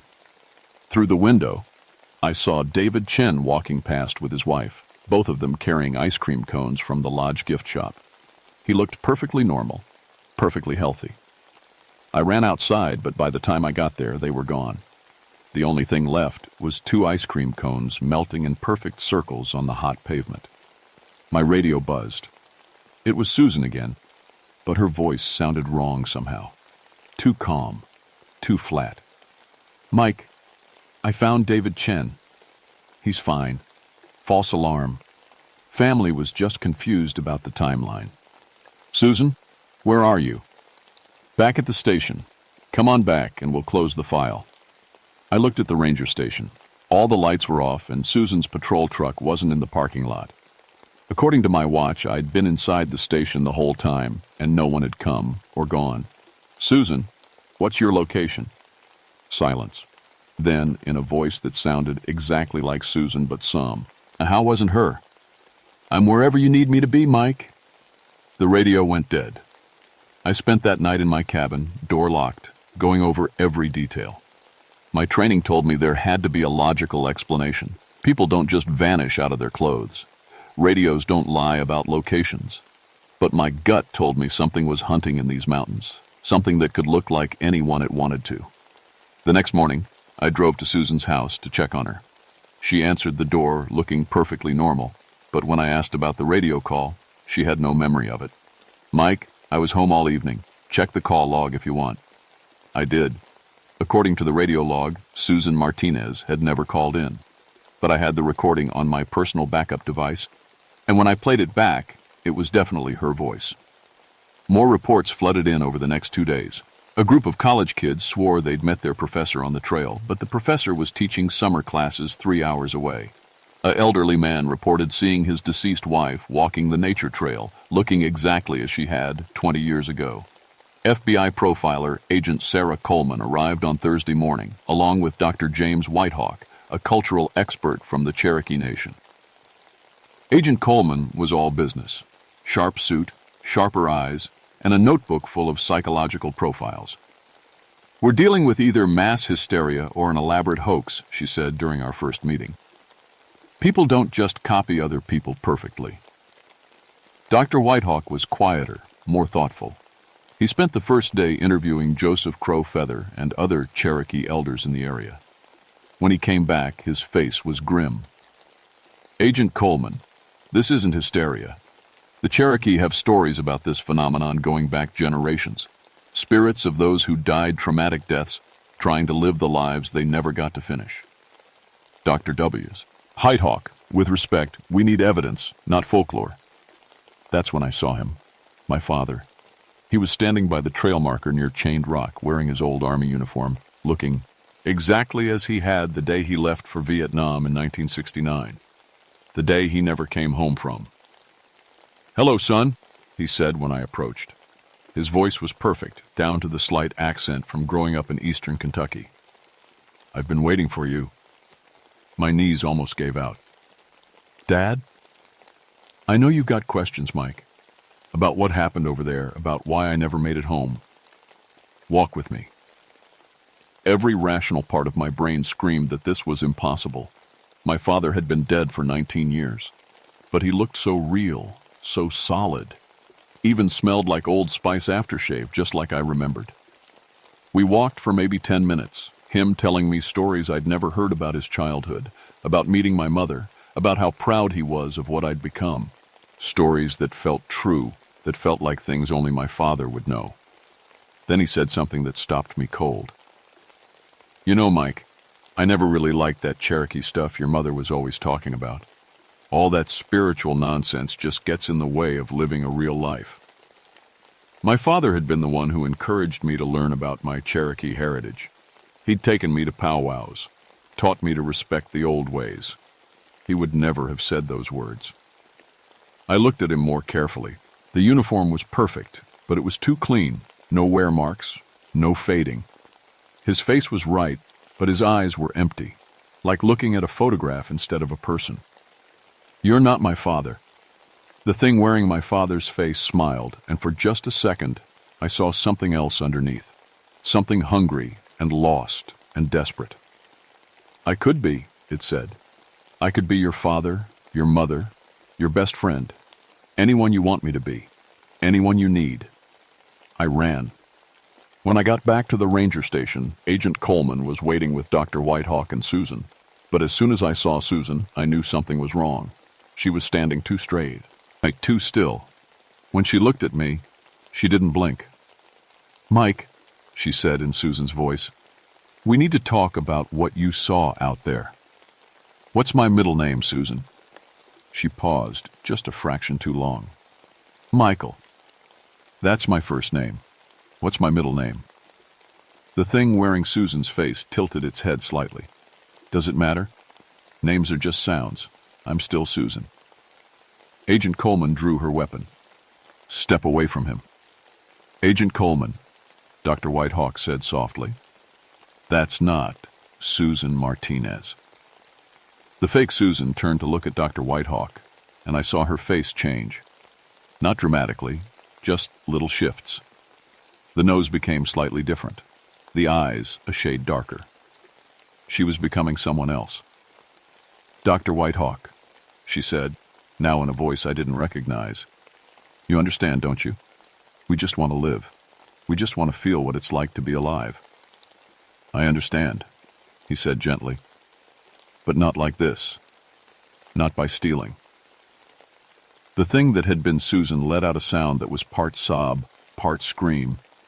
Then it was gone, leaving behind an empty set of ranger clothes and the smell of pine smoke. My radio crackled. Susan's real voice came through, frightened and confused. Mike, where am I? I was in my house and now I'm naked in the woods near Devil's Canyon. What's happening to me? We found the real Susan 3 miles from the ranger station, wrapped in an emergency blanket and shaking from shock. She had no memory of the past 3 days. Dr. Whitehawk examined her and said she was suffering from what the Cherokee called spirit drain. Something had been slowly stealing pieces of her life force. They're not just copying people, Dr. Whitehawk explained as we set up camp that night. They're actually taking over, bit by bit. The longer they wear someone's face, the more they absorb that person's essence. Eventually, the original person fades away completely. Agent Coleman was scanning the tree line with night vision goggles. So we're dealing with some kind of psychic vampires? Worse. We're dealing with the spirits of Cherokee who died during the forced removal in the 1830s. They were torn from their homes, their families, their entire way of life. Many died on the march west, but some spirits got trapped here, in the place they were stolen from. Joseph Crow Feather had joined us, despite being over 80 years old. They died incomplete, he said. Never got to live the lives they were meant to have. Never got to see their children grow up. Never got to grow old with their loved ones. So they try to steal those experiences from others. But why now? I asked. Why after all these years? The heat wave, Dr. Whitehawk said. It stirred up the spiritual energy in these mountains, made the barrier between the living and the dead thinner. That's when I saw myself. He was standing at the edge of our campfire light, wearing my exact uniform, my face, even the small scar on my hand from a childhood accident. But his eyes held something mine never had, a deep, endless sadness. Hello, Mike, he said in my voice. I've been wearing you for a while now, learning how to be you. Agent Coleman raised her weapon, but the other me just smiled sadly. You can't shoot me without shooting him. We're connected now. I've been taking little pieces of Mike's life every day, his memories, his feelings, his connections to other people. Soon there won't be enough of the original left to matter. I could feel it now, like something cold spreading through my chest. Memories that felt fuzzy around the edges, emotions that seemed muted. I was fading, and this thing was filling up with everything that made me who I was. Why me? I asked. Because you're strong. Because you help people. Because you have something we never got to have, a purpose, a life that matters. The other me stepped closer. I died when I was 16, Mike. Died cold and hungry and scared on a trail leading away from everything I loved. I never jits. To become a man, never got to help people, never got to matter. I understood then. This wasn't evil. Not really. It was grief so deep it had outlasted death itself. But you're killing me to do it. I'm completing us both. Joseph Crow Feather stepped forward, his weathered hands holding a bundle of sage and sweetgrass. Young one, he said to my double, your pain is real, but this path leads only to more death. You cannot heal a wound by inflicting it on others. The other me turned, and for a moment, I saw through his stolen face to what lay beneath. A young Cherokee boy, eyes full of loss and longing, still wearing the clothes he'd died in over 150 years ago. Grandfather, the spirit said, using the respectful term, I just want to live. You are living, Joseph replied, but not in the way you were meant to. Come, let me help you find your true path. Joseph began to sing, a low Cherokee morning song that seemed to echo off the mountain walls. The other me started to fade around the edges, becoming translucent. I don't want to go, he whispered. I don't want to be alone again. You won't be alone, Joseph promised. Your people are waiting. The ones who crossed over before you, the ones who found peace. They've been calling for you. The spirit looked at me one last time. Will you remember me, Mike? Will you remember that I was here? I felt the cold leaving my chest, my memories becoming clear again. I'll remember. He smiled. My smile, but somehow different. Peaceful. Thank you. The spirit dissolved like morning mist, and I felt whole again. We spent the next week documenting everything and helping the other victims recover. Agent Coleman's official report classified the incident as mass hysteria brought on by environmental stressors. But I know she believed what really happened.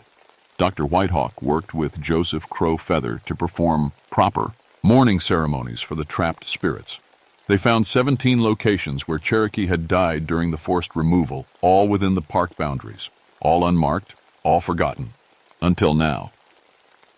Susan recovered fully, though she still gets nervous when she sees her own reflection sometimes. The Chen family was found safe. David had been wandering the mountains in a daze for days, with no memory of where he'd been. I requested a meeting with the park superintendent and the Cherokee Nation leadership.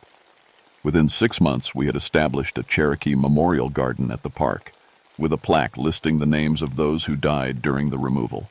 It seemed like the least we could do. But I still see them sometimes, out of the corner of my eye.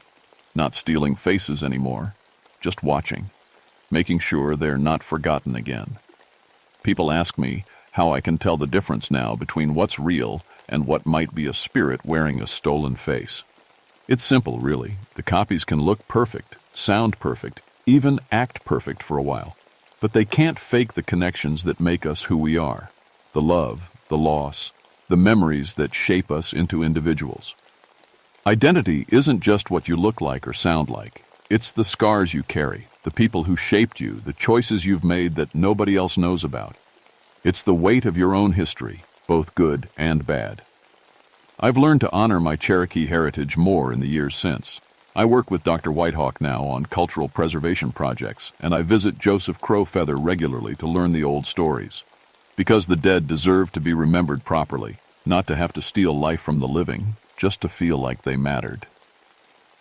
Pine Mountain is quiet now mostly, but sometimes when the mist rises from the valleys in the early morning, I can still hear them singing. Not the hungry, desperate song of the trapped spirits, but the peaceful song of those who have found their way home. And I sing with them sometimes, because they were here first, and their stories deserve to be told. Here's when people start looking like someone else entirely. Remember this: the face you see might not be the person you think you know, but underneath every stolen identity is a story of loss that goes deeper than death itself. The skin thieves of Pine Mountain taught me that we're all just trying to figure out who we really are, and some of us need help finding our way home,